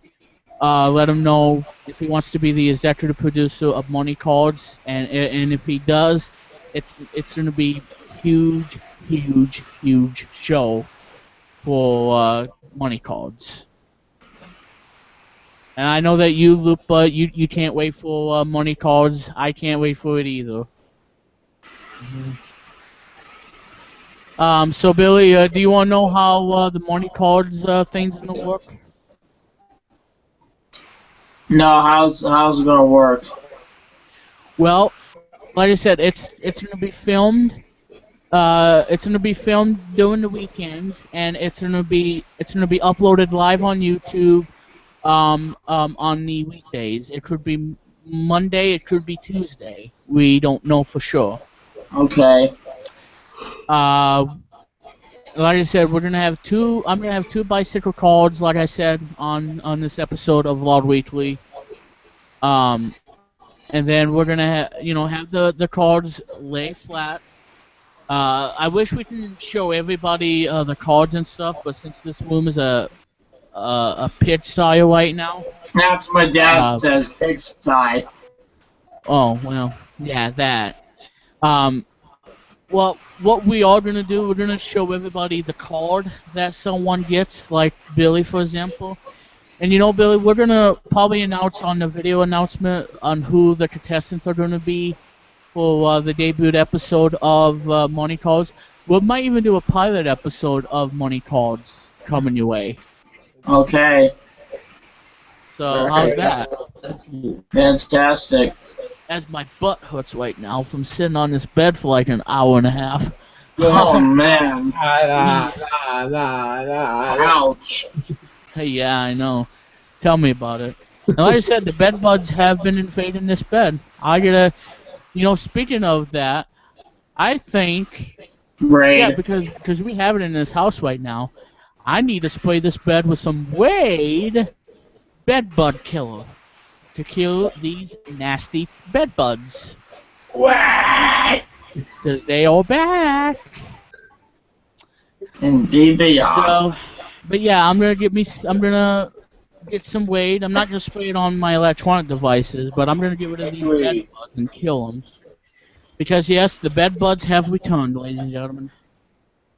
And that's how I get bites on my arm and my elbow and my legs and everything. And those are one nasty critters, I'm telling you. That's one nasty critters. That's one nasty critter, or some rabbit, something like that. Yeah, that's one nasty rabbit. Alright. Yep, there you go, Luke. Whoa, crap. That's one nasty rabbit. I hate that rabbit. Yep. Alright, so, Billy, I don't know if we showed this to you, but since you came on and stuff for Vlog Weekly, this is what the rounds are gonna look like. And cards. So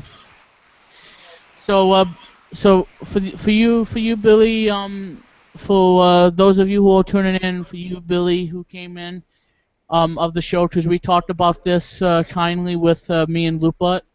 How the money cards is gonna work? There's gonna be 3 rounds. We're gonna have the first round, round 2, round 3, and on a rare occasion, if there's a tie, there's gonna be a sudden death till we have a winner. And whoever wins the sudden death will go on to our money cards bonus round of winning more money.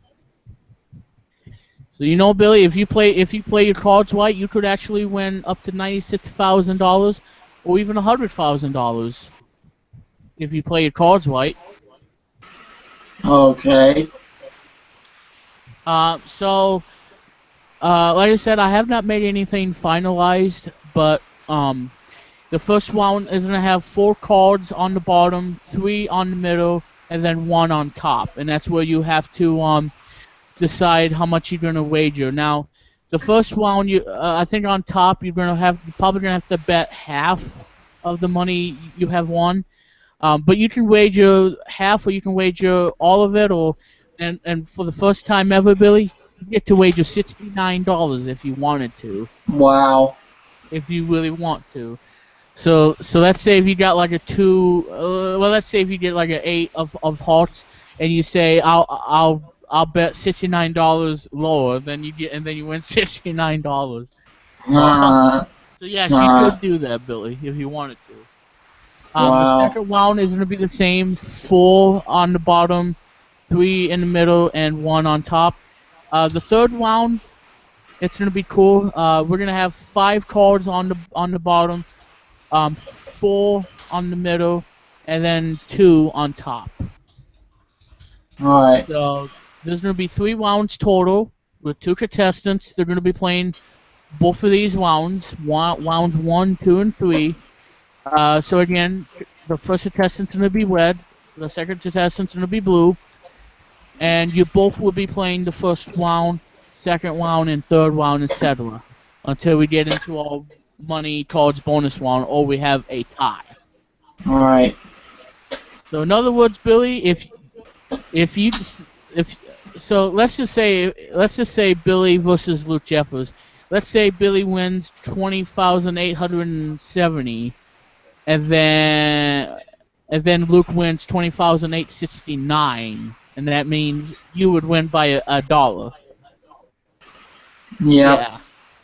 So there you go on that. So anyway, Billy, what do you think of the whole graphic thing on the rounds? It's going to be awfully tough. It's really neat, isn't it? It really is. I know you like it, Luke, but you said it's amazing. It's amazing. And it is. So if you guys don't know what the logo for the money cards, it's a picture of money cards. It has 400, 5,000, and 10,000, and then it has the main thing, LocaCast logo, the LGPCBM logo, like LGPCBM Productions logo, and Rudy Peters Productions, and the cards, the playing cards.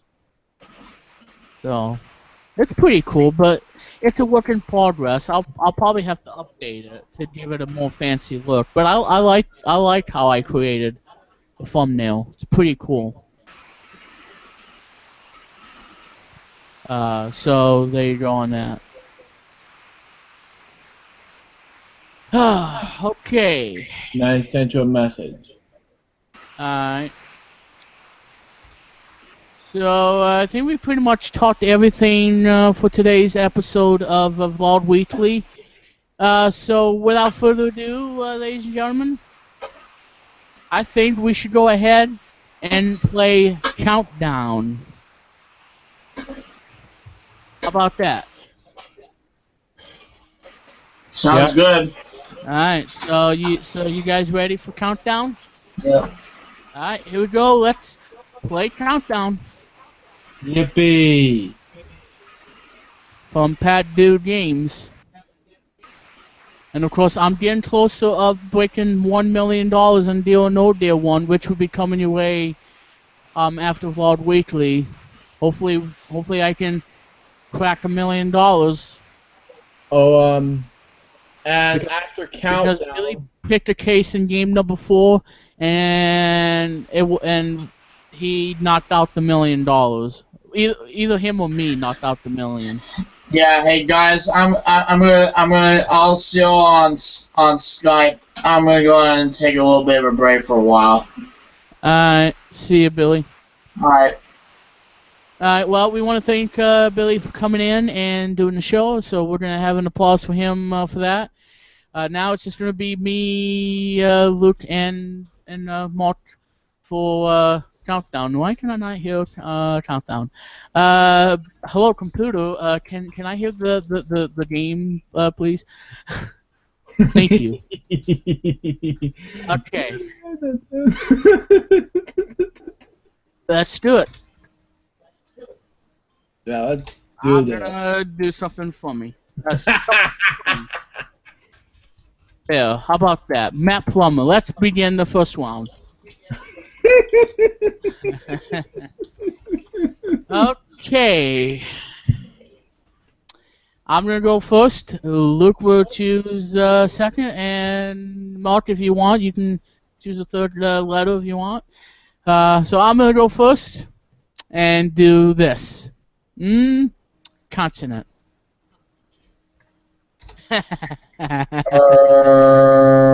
Vowel. Alright, vowel.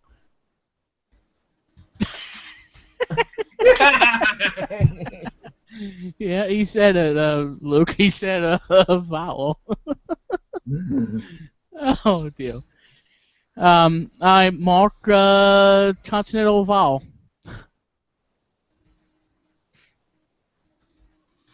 Consonant. Alright, consonant. D, alright. Vowel. Wong. Oh! You can try to spell out ridiculous? Anyway, over to you, Luke. Consonant. Consonant. Wong. Well, you got an S. Okay, yeah, well, it's over to Mark. Sorry. You know, we're going to try to spell out Disney. Vowel, okay. Vowel. Alright, close enough. Consonant. An M. Okay, I don't think we're going to get Disney, but hey. Alright, Luke. Vowel. Vowel? Nope, not quite. Alright, Mark, vowel or consonant? Consonant. Alright. All I-D-I-S-U-M-I. S. Here we go. MISS. Miss. Yep. Miss. This. Whoops. Nope. Is. Oh, I don't have the O and N. Dang it. No, don't have the E. Red. Shoot. RID. Red. Some. Yep. Bims.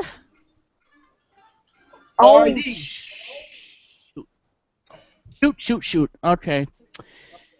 Oh, I figured out a word, but I went on a time.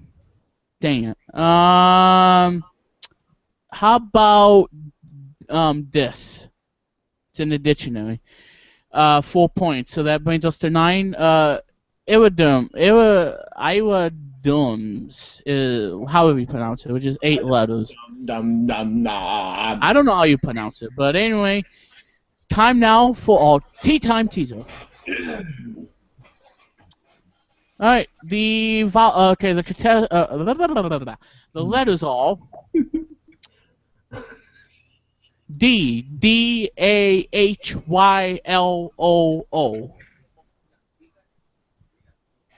What? No, that's not Hollywood. Da.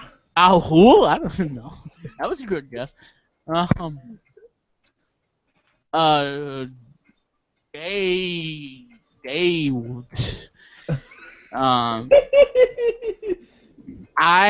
am gonna pass. I don't know. What was it? Ladyhood. Okay.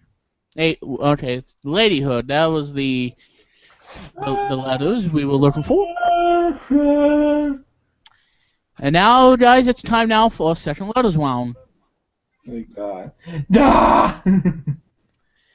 Okay. Luke, we'll go with you next. Consonant. Consonant.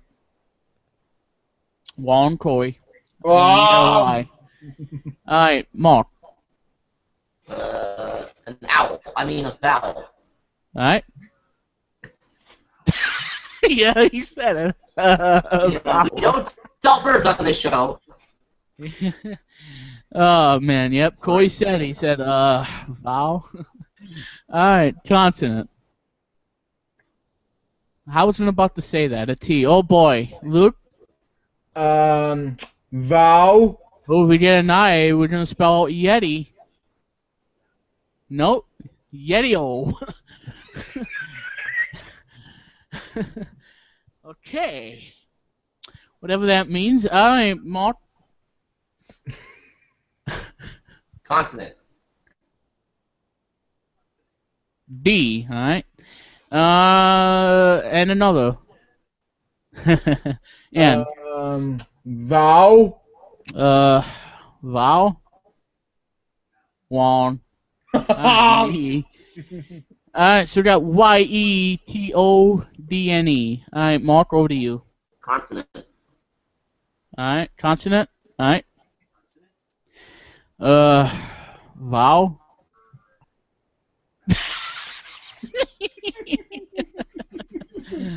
Oh, man. Alright, deal. Deet. D. I don't think that made sense. Nerdy. Nerd.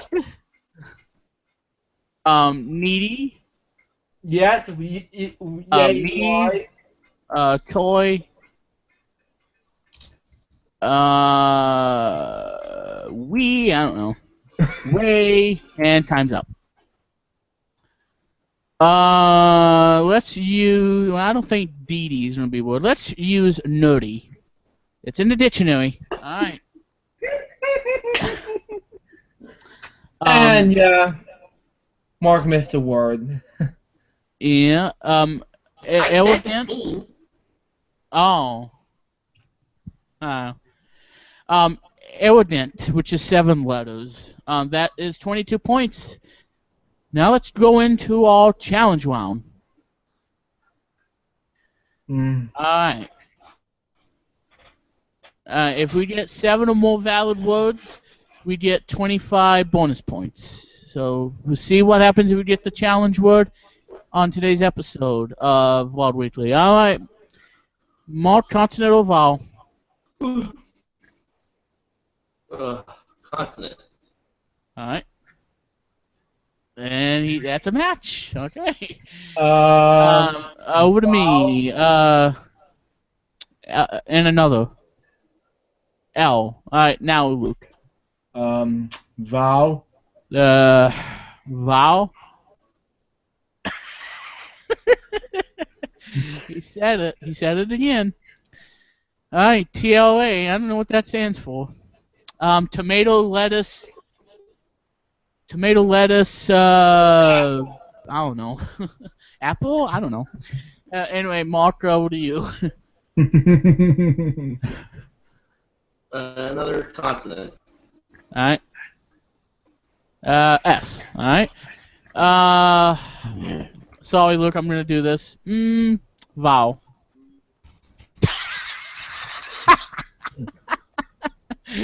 It's a match. It's a match. All right, Luke, go ahead. Consonant. Okay, consonant. All. T. All right. Vowel. Over to you. Vowel. All right. I. And let's see if we get another T up there. Consonant. Nope, not yet. All right, Luke. One more. Consonant or vowel? Vowel. Okay. Well, we're not gonna spell it out for today's episode. All right. All letters are T-L-A-S-E-R, spells laser, of course. I am, and a vowel. Vowel. Close enough. Okay. Laser. Taser. Yep, taser. Tase. Wise. Whoops, nope. Raise. Ways, yep. Tease. Teal. Oh, team. Come on. Okay, good. Time's up. Let's use laser. And it's not the challenge word, but it's in the dictionary. Air times, which is 8 letters. So that gives us 33 points. And now, ladies and gentlemen, of course there's no ladies, of course, it is now time for our countdown conundrum. And I just said that too, Corey. Okay? Again. Alright. And now it's time for the countdown conundrum, like we said. Okay, excuse me. Here we go with the letters. L-N-O-N-A-C-A-C-I.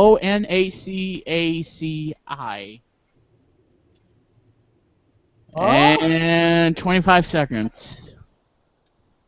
Lion, no. Zucchini, what? No. I'm afraid I don't have this. I'm sorry. 10 seconds. I don't know what this is. I'm sorry. 5 seconds. Keika? I don't know. We were looking for Cannon. Canicle, what? Canicle, okay. However you pronounce it, that was the 9-letter word, which is canonical, however you pronounce it. Canicle, yeah. Okay, so there you guys go. We ended up with 33 points, and of course Matt Plummer was the winner because, well, hey, Matt Plummer's team, that sort of thing. So there you go, 32 points. That was a lot of fun of Countdown. Oh, Matt Palmer. Yeah. I haven't played Singles Premium Vlog Weekly since months. I should play that game sometime in your stream. Alright, well.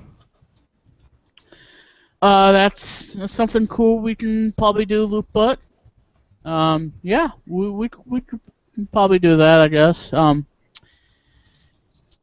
So, like I said, we don't have any other news to report.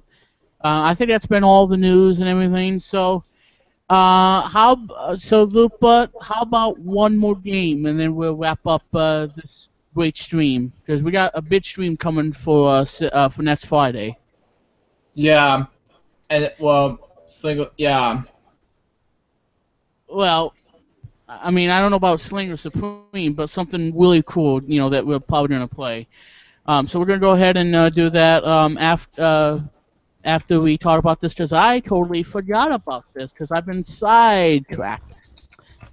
Because we need to talk about this, because we've been doing a show, chop, chop, chop, chop, and we forgot to talk about this too. Because we need to talk about it for a huge show that's going to be coming to you guys in June.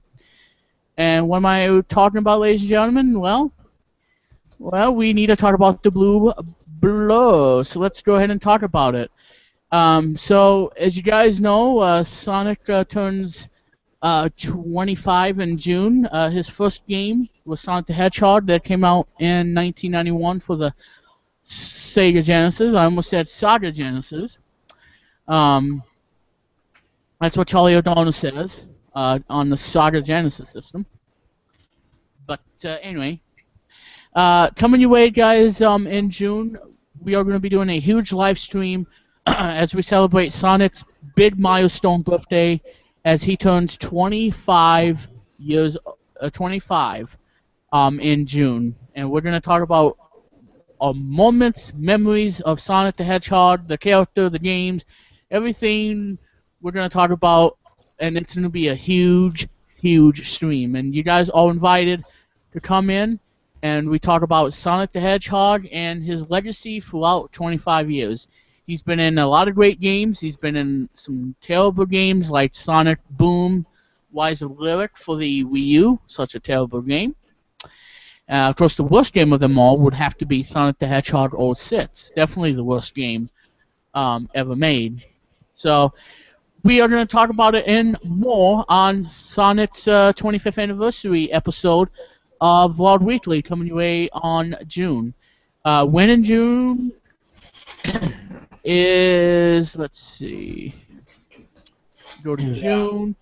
Okay. Well, I know Sonic's birthday is on June 21st, if I'm not mistaken.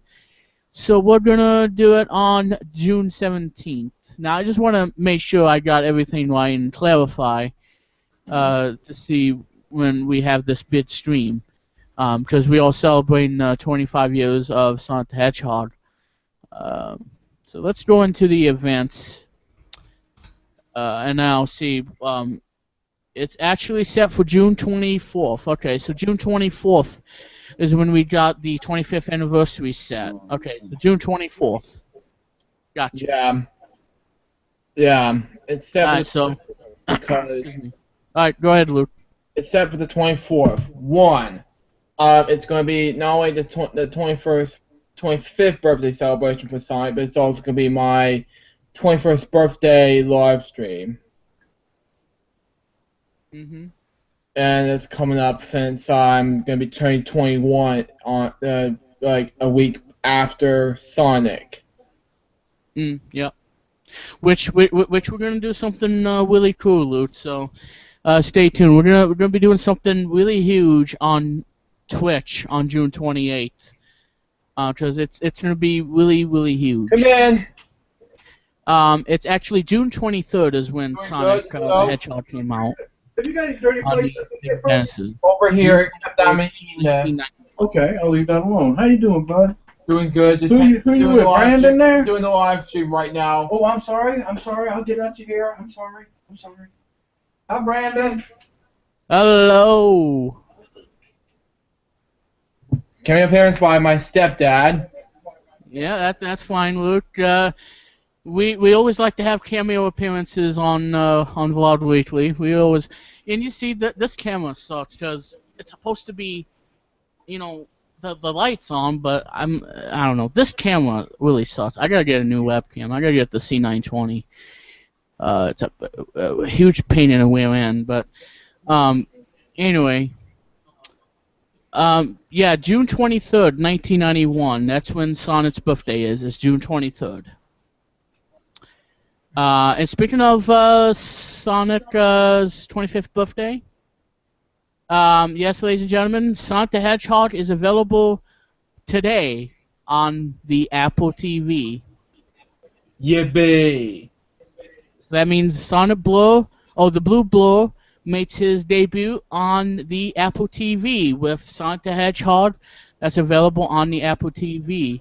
And I am so excited to see Sonic the Hedgehog on a big screen TV, like this beautiful Vizio TV that I have, the 24-inch D series, which I am absolutely falling in love with, of the picture quality. Now I gotta eject the thingamajig. Okay, well now I gotta do this crap, so let me go ahead and do that so I can have this saved. Because I gotta have it, because that's a picture thumbnail for that all the WRC5 video that that Luke has saw. And I know you loved it, did you, Luke? Yeah, I pretty love it. Spell thumbnail right, 2016. And there we go. Alright, I'm trying to eject my memory card. It's full of Office documents, and I gotta put it back in tonight. Are you kidding me? Are you seriously kidding me? Alright. Yeah, I got that from Jack Scalfani, by the way. Are you kidding me? Are you seriously kidding me? Oh my frick. And that and by the way, that line he said was from the Induction Cooktop review when he said those famous words. Are you kidding me? Are you seriously kidding me? And I know that's your favorite, Luke. I know that's mine too. Mine would have to be "This is a fail." That's just nasty looking from the Magic Bullet review. It's nasty. You know what I have heard though, Luke? But what is it? I have heard that there's going to be another Sonic game coming to Apple TV, and I am so happy to have this on Apple TV. I'm hungry right now. Oh, then you're gonna buy something? Yeah. Okay. And that is Sonic CD. Oh boy, that's very exciting. Yep. Hope they bring it to iPads, iPhones. Well, Luke, Sonic CD is available on the iPad and iPhone. Well, besides from some of the Sega games, it's not available on iOS. Like, we mentioned, I say 2, 3, 4, and you skip 3. Actually, Luke, well, oh yeah, Sonic the Hedgehog 3. Oh yeah. I definitely want that, Luke. Absolutely. Oopsies. Okay. Oops. Okay. So anyway, and you know what, Luke? I gotta get me an Apple TV. I really love the Apple TV. The iPad TV I have was kind of messed up, so I needed to get a new Apple TV. Well, you know, Luke, getting the 4th gen Apple TV, you know, that's something to invest on.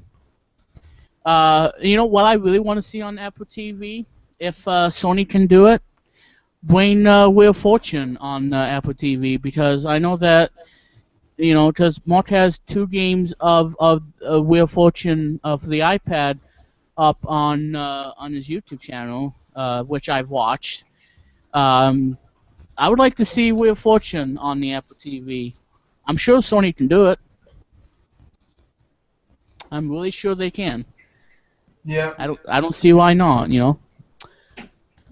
Because that would be cool, you know, playing it on a gamepad instead of using the remote to call out the letters.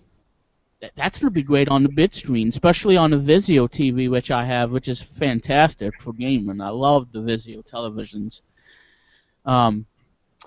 Yeah, so anyway, I'm very happy to see Sonic the Hedgehog on Apple TV. This is why I wanted an Apple TV. If there's one level that I hate so much in Sonic the Hedgehog is the Labyrinth level. Easily my least favorite level in the entire game. It's a huge pain. So now, Luke, Luke and Mo, you want to know why I don't like the Labyrinth level? Why? Because if every time Sonic goes on the water, you hear a sound letting you know that you're in the water. It makes that little sound effect go on, and after 3 or 4 tones, you get that dramatic music telling you to get off the water in 5 seconds. Otherwise, you're gonna end up drowning. And that music plays.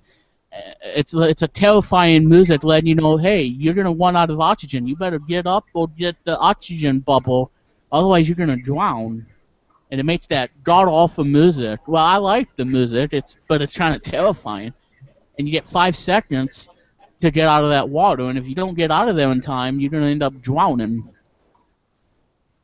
That's probably my least favorite thing about Sonic the Hedgehog is definitely that water level, the labyrinth zone. It's easily my least favorite level. It is a huge pain. Yeah. So what do you think on that, Luke? I think we need to have Drew on Vlog Weekly and talk to him about the labyrinth level. How about that, Luke? But I'm pretty excited. I'm telling you. $3. Okay, that's not bad. Okay. Well, Luke, good news. Sonic the Hedgehog 2 is coming out on March 24th. And my favorite Sonic game of all, Sonic CD, is coming out on the Apple TV. That's coming out later, on March 31st. So you know what, Luke? We're happy to say that Sega, this is what I wanted. So thank you, Sega. Sonic the Hedgehog 1, Sonic the Hedgehog 2, and Sonic CD coming to Apple TV. And Sega, I'm still wanting Sonic the Hedgehog 3. Please bring Sonic 3. I'm telling you, don't play games with me because I want Sonic 3. I'm telling you. So we kind of forgot about talking about the Sonic game, the Sonic thing. So now we got the Sonic's 25th anniversary out of the way. We're going to go ahead and do one more game, and we're going to wrap up Vlog Weekly number 57 for a huge show coming your way next week with a 1-year dedication anniversary special as we pay honor of the Zackman 18. Yeah. Alright, so Lupot, are you ready to play this? Because like I said, it's not anticipation. Though we're going to do it on episode 58. Although we're going to do it on episode 58 on next Friday. So yeah, Anticipation is going to be the game we're going to be doing to honor Zach Peters. Yeah. Alright, so let's go ahead and let's load this up. It is by Whale. So, and this is truly one of my favorite games on the NES. I want to do a one of this on YouTube. I don't know if I'm going to be able to do it, but I might. So stay tuned. Might do it on Daily Motion, but again, Excuse me. don't know. But anyway, let's go ahead and let's fire up this game right now. Double Dare. You like this game, Luke? Yeah. Love this game. Yep. Alright.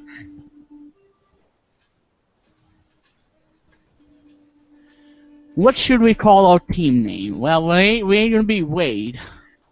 We're not gonna be. It's gonna be called.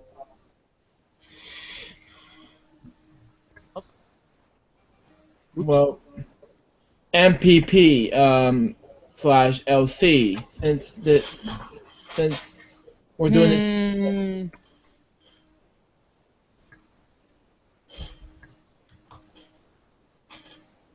Yeah, that's good. What? There you go. Walkercast, Luke, LJP, and Moody Peters. Alright, that's good. Alright. I'm gonna be this character, and who will we facing today? The Viper team. Oh boy. Alright. And our toss-up challenge is gonna be Hungry Clowns. I like this one.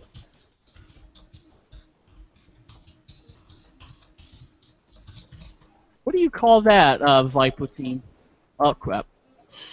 Oh, right in the nostrils. Yuck. Got it in the mouth. And I got him right in the nostrils again. Oh, got him in the chin. Oh, come on, you stupid. We win! Yippee! The answer is we win! Okay, here we go, Luke. And everybody, this is $10 question. Which product did TV's Mr. Whipper ask you not to squeeze? It's either diapers, tomatoes, or toilet paper. Tomatoes? I don't know. I would imagine squeezing someone's diaper. That'd be kind of that'd be kind of nasty. So you saying tomatoes, Luke? Yeah.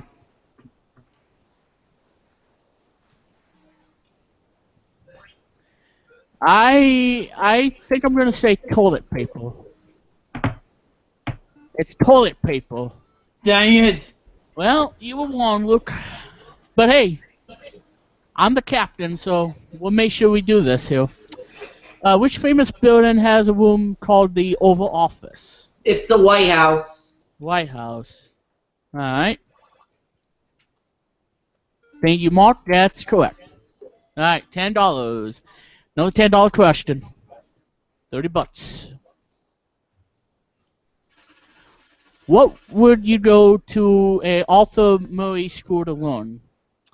How to be how to be an author, how to dance, or how to get rid of ghosts? I don't think How it's to C. dance. I don't think so. What do you think, Luke? Mark says how to dance. How to dance? Seems obvious. I don't think it's C. How to get rid of ghosts is kind of like calling Ghostbusters, and they're not even real. They're just characters in a movie. Go. Ghostbusters. Who you gonna call? Ghostbusters. Yep. So you say B? Well, I don't know. What do you think, Mark? You think it's B, or should we dare them? How to dance. How to dance? All right. Well. All right. Well, let's cross our fingers for B. How to dance. That is correct. Yep, you were right, Luke. It was Mark's idea. And well, there you go, both of you. All right. Next question. What is it called when three celestial bodies are positioned in a line? A supernova, an eclipse, or syzygy? What? Well, it's definitely not C. Yeah. And you know, Luke, however you pronounce it, syzygy, that was Atari back in the day. When they made computer space. How about supernova? So it's definitely not syzygy. Supernova. Or blah, blah, blah, blah. That is incorrect. It was syzygy. What? It is syzygy. Wow. How was that? I am speechless. Kidding me? I am speechless. How tall is the Empire State Building? 102 stories. Yep. And they're on the board. Crap. I didn't know it was syzygy. I didn't know that And Madame Tussauds' famous museum, where all the figures are made of? Wax. Oh God. Yep. Yep, Wax Museum. Alright. 40 to 20. Next question. Which century was the year 1857? The Darren. 1857. That would be the 19th century. Alright. It's worth $20. Oh, no, wait. Hang on a second. 1857, they said? Yeah. Okay, yeah, the 1857, that's 19th century. Alright. That's correct. I was correct. Yeah, well, it definitely wouldn't be the 57th century. We're not even that far yet. No. What is a taradiddle? What A is sticky road that? surface, a fib, or a breed of miniature dog? Taradiddle? Yeah. Alright, I am gonna try and figure this out online. I'm gonna look this up here. Alright. Okay, and let's see. According to what I'm looking at, it is defined as a pretty lie, so the answer would be fib. Alright. A fib. Yep. Alright, 70 to 20. We lead by $50.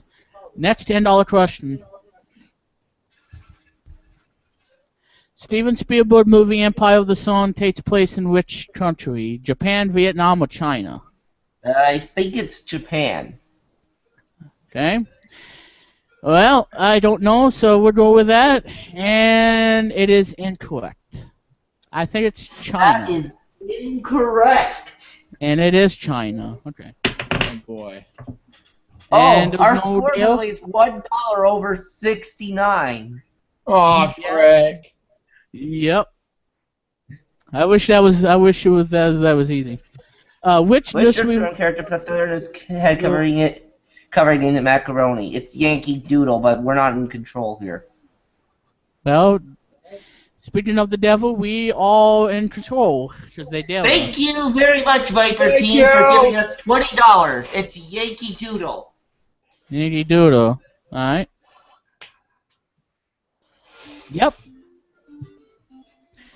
Alright, 90 to 20, and that is the end of the first round. 90 to 20. Thank you, Viper, for giving us that question. Yeah, thank you. Alright, so that's okay. We're moving in all halftime, and now let's go into round 2, and as you guys know, the dollar values are doubled. It is golf. Okay, well. We like to play golf on Double Dare, but we lost our golf balls. Oh. Whatever it said. Oh, sorry, yeah. I didn't know you were going to read it. Oh, crap. Oh. I don't think so. There, ha ha ha ha. Hello. Nah, boo boo. Clean sweep. Yeah, sorry, Fine. Mark. But yeah, anyway, we're up to $110. Alright. Come on. Alright. Anyway, Luke, besides baseball, which other professional sport does Bo Jackson play? Basketball, soccer, or football? Bo Jackson. That would be football. Alright. Yep. That is right. Alright. $20 question.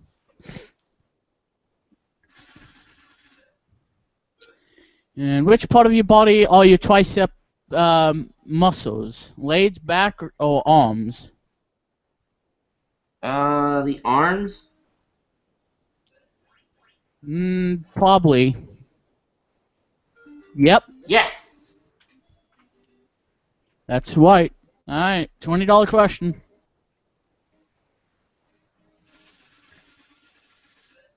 Alright, what is the name of the process of piping water into arid land to help plant growth?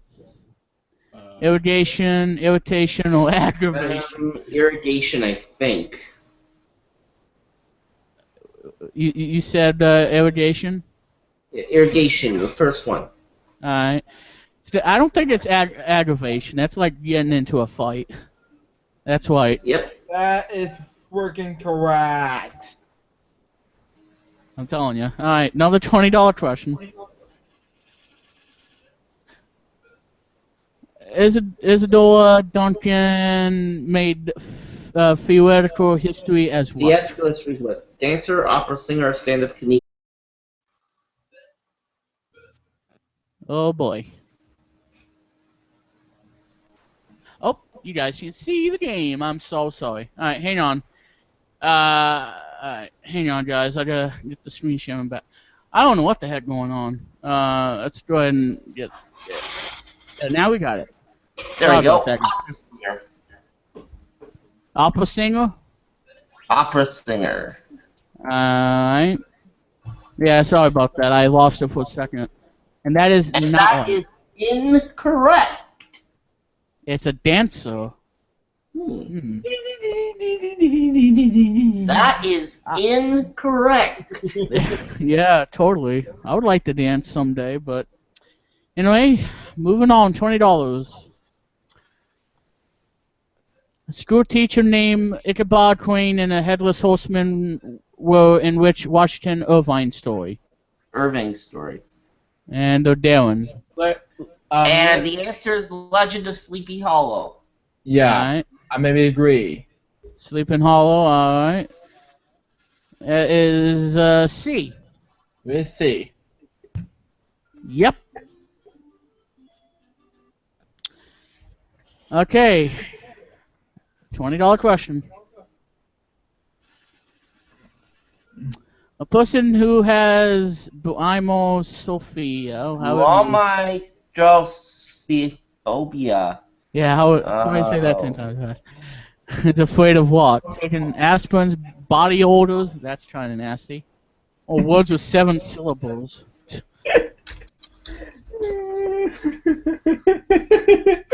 Yeah.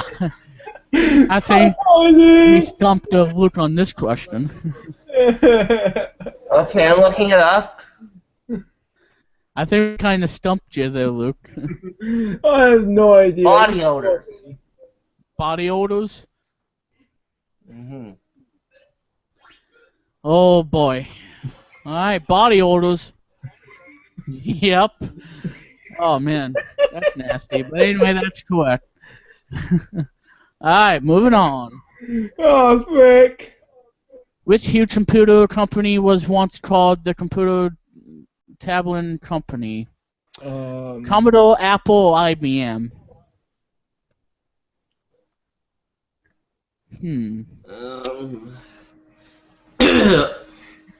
Boy, this is a tough one. Yeah. I don't think it's Apple, but Let me check. I'll say it's IBM. Alright. I was probably thinking Commodore. It is IBM. Okay, yep. Okay, IBM is correct. Yep, IBM. Alright. Which state is named for the Spanish word meaning mountain? Mountain. Florida, Nevada, or Montana? Montana. Alright, Montana. Yep. And another question for $20. We're gonna end up winning this game no matter what. When Ponce de Leon explored Florida, what was he looking for? Swampland he bought, the Fountain of Youth, or retirement? Well, I don't think it's A or C, so it'd have to be the Fountain of Youth. Yeah, probably the Fountain of Youth. Yep. Yeah, that question was too easy. 290 to 20. Boy, I don't know. I think Viper, we're gonna put them in the dust. Get to 300. If you suffer from nyctophobia, what won't you like to do? Smoke cigarettes, go out in the dark, cut yourself while shaving. Nyctophobia. Nyctophobia, huh? Okay, I'm gonna need to check this out here. Yeah. I don't know, Luke. Okay, nyctophobia, an extreme or rational fear of the night or of the darkness. So it's answer B.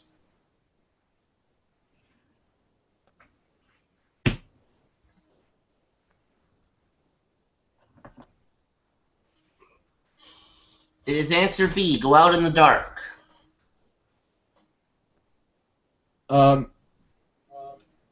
Matt Palmer. I think he didn't want to answer.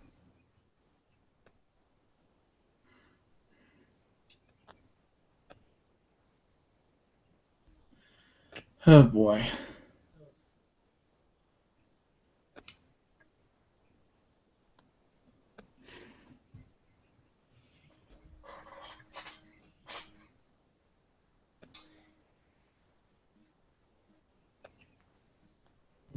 Well, let's talk about some other stuff I downloaded on my iPad today.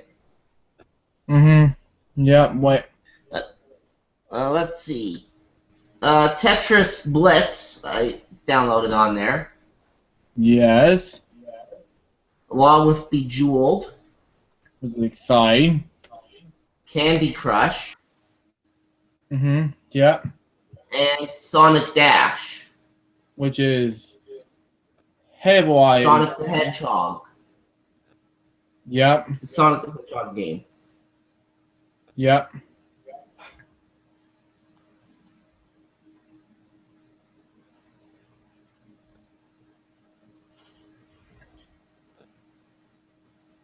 I wonder what happened to Mr. McClumber. I am back. I am so sorry. This Google thing telling me I'm not authorized to make this call. Yeah, I'm in the middle of a live stream, Google. I should be allowed to do a live stream. Hello? I think he glitched on you. I don't know. Now, the answer is B. Yeah, all right. Wait, what is it? Go out in the dark. Okay, gotcha. Oh, Google, please don't terrify me again. Ay.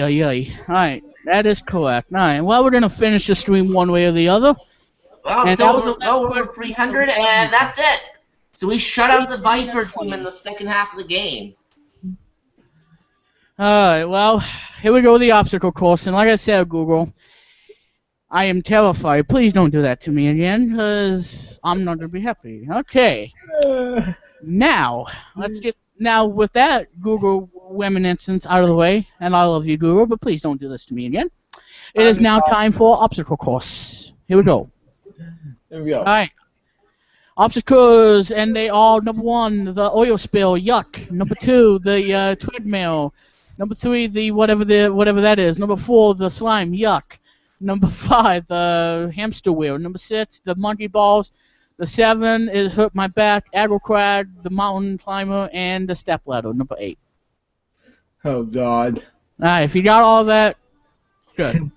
All right, let's my go. ball when you say that. On your mark, get set, go. And he's going. See those odds out there. There's flag number 1 with no problem at all. Oh. And up there, and there's number 2. Through that tunnel thing. Number 3. Okay. And through the slime. Yucky slime, which nobody likes. Cost $1.69 for slime. All right, hamster wheel. Okay, fast running on the hamster wheel, and oh, there's 5. Okay, 3 to go. And the monkey balls. Oh boy. And Okay, there's 6.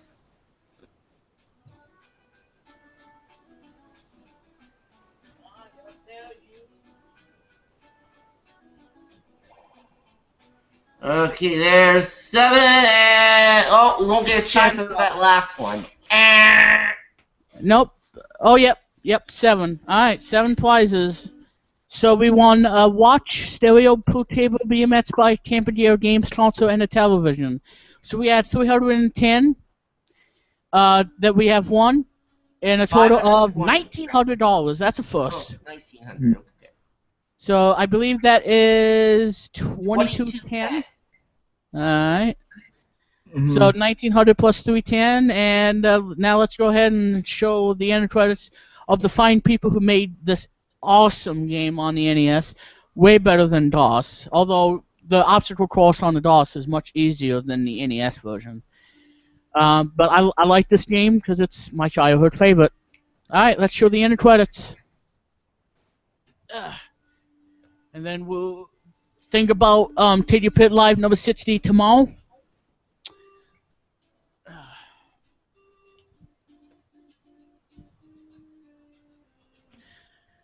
Of course, music by the acclaimed David Wise of Whale, and now he's a freelance music writer, and there's your copyright screen, although the game's from 1990.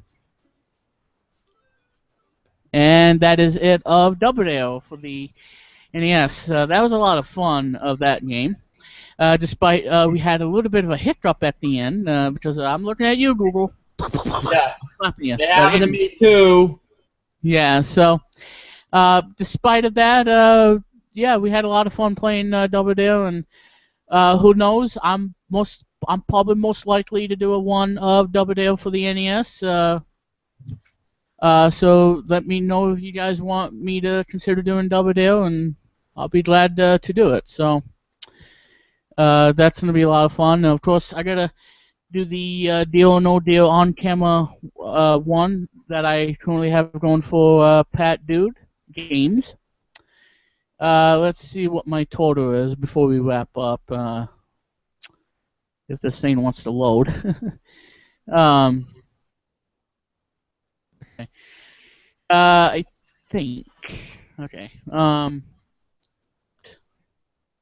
Oh crap! I'm loading the wrong file. That's the word bank JAPA. I don't need that. Let's see. Deal or no deal? Okay, so if you guys haven't seen my one of Deal or No Deal, I had two. By the way, two cases that we picked. I picked number 8 on game 2, had $1 million.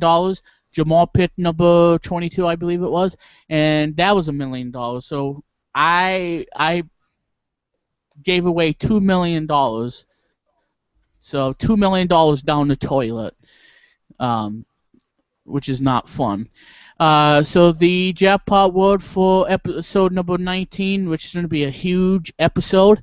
This is going to be the big one. It is going to be episode 19. The jackpot word is Luke. And the jackpot is at $10,000. So that'll be coming your way on episode 19. And my 4-game winnings total of the Deal or No Deal on camera 1 is $861,404. And we'll see what happens in Game 5 and see if I can crack $1 million. It could happen on Game 5. So if that's the case, we might do a $1 million celebration or whatnot. So 861,404 is what I got. So, so anyway, guys, that is going to do it for Lord Weekly. I'm glad I included the Sonic the Hedgehog thing at the end because I totally forgot. So there you guys go, because I got sidetracked. And those are your stories for Friday. And anyway, we're gonna go over to Loop Butt, and just so you guys know, once again, next Friday we're gonna do a very special Vlog Weekly special. When we do our dedication, as we pay dedication in special for Zach Man 18, who he passed away at the age of 16 in 2015 due to a heart disease and stuff. So if you guys want to share your condolences, you may be able to do so. And of course, if you have a favorite memory of Zach Peters you want to share with us, you can be in the chat room and do all that. Or if you want to come in person and talk about it, that'll be fine as well. So it's going to be a huge event coming your way next Friday. It's going to be a huge show, and we can't wait to do it as we pay dedication the 1-year anniversary for Zach Peters. So we miss you, Zach, and we wish you were here. But anyway, guys, there you go. Luke, I want to well, of course, I want to say thanks to Billy Moody for coming in and helping out with the show, even though he wanted to take a break, and I don't know why, but there you go. So anyway, Luke, want to thank you for coming in and coming in on the episode, and I missed you from episode number 56, and now Luke, let's go ahead and wrap it up, buddy. All right, over to you. The first thing is, you're welcome. And the second thing is, we have some recaps to do with this whole dedication thing and why we're doing this for Marshall's grandmother. Because Marshall's gonna miss the whole entire thing, what Marshall have raised in Texas. And the reason that Marshall would be watching this is because I feel emotional because the loss of a grandmother. And that point is that I'm going to do a huge surprise for you and your family, including your friends at Elon. Just to let you all know. So, just in case, I wanted to send you some gifts and everything. And just to open up some gifts and help out and say, surprise, Marshall and everybody, let's open up gifts, and then we're just gonna let you know that and then I'll just open up like a HBO TV special event, which I'll do after Vlog Weekly, and then we'll watch a special Price Right Raffle movie. Because I've been laughing my ball off when I see this, and it's not. And when I might watch it on Vlog Weekly, thank God, but we'll watch it after Vlog Weekly. It's very hilarious, but it's a YouTube poop of Price Right. But yeah. But I sent Brian a link for it, just to let you know about that. And it's viewer discretion is advised. So much swearing in the Price Right video, but yeah, let you know about that. So anyway, I hope you enjoy this special YouTube video, and hoping the next week's gonna be a lot different because no, it's gonna be the dedication episode of Zach Peters, but it's also gonna be my native show of Fridays Blue Jays 285. So stay tuned for that. But until then, this is Blue Jays aka Jays 285 saying goodbye, peace out, baby. Back to Branden Plumley and the whole entire thing. Alright, thank you very much, Luke, and we didn't get no disease this time, so there you go. So let's give a warm applause. There we go. And yeah, so and of course to everybody, we not only we want to thank Billy Moody for coming in. We also like to thank Lisa 18, aka Mark, for joining us, or joining me rather, for the stream, and we'll probably have him on a future episode of the show, as well as many more on my YouTube channel. So I'll be extremely happy to invite you back for other videos, whatever the video might be. So, because you're gonna be the challenger. You might take Jamal's championship away for tomorrow's Take Your Pick Live number 60. So, anyway, we want to thank Lisa 18 for joining us for Vlog Weekly and everything in between. So. Because I know that Mark has get back into doing some more videos for you guys on his YouTube channel. Probably do some Price is Right decades and Wheel of Fortune. So that's going to be really cool. All right, so there you go. So anyway, guys, for Billy Moody, Mark, and Luke Jeffers, and I get to say this too, Luke. Excuse me, Jeffers. Yeah. How'd you like that, Luke? Excuse me, Jeffers. It's been a long time since you said that. I miss saying that. Anyway, BrandenP22589's saying out. Out. And we'll see you all for Vlog Weekly number 58, our dedication special for Zachman 18, 1 year anniversary. So that'll be coming your way. And until again, everybody, I'm Branden Plumley, and I'll see you for TJ Pit Live number 60 tomorrow. Jamal will defend his champion against Billy, Luke, Leaf Apollo, and Leaf Fin 18. So there you go. So who's going to be who we're going to Toronto champion or have a 2-day champ? So we're going to see what happens. All right, guys, that's a wrap. And thank you all for watching. And now we're going to get the sound effects ready. All right, guys. BrandenP22589. Peace out. Bye-bye.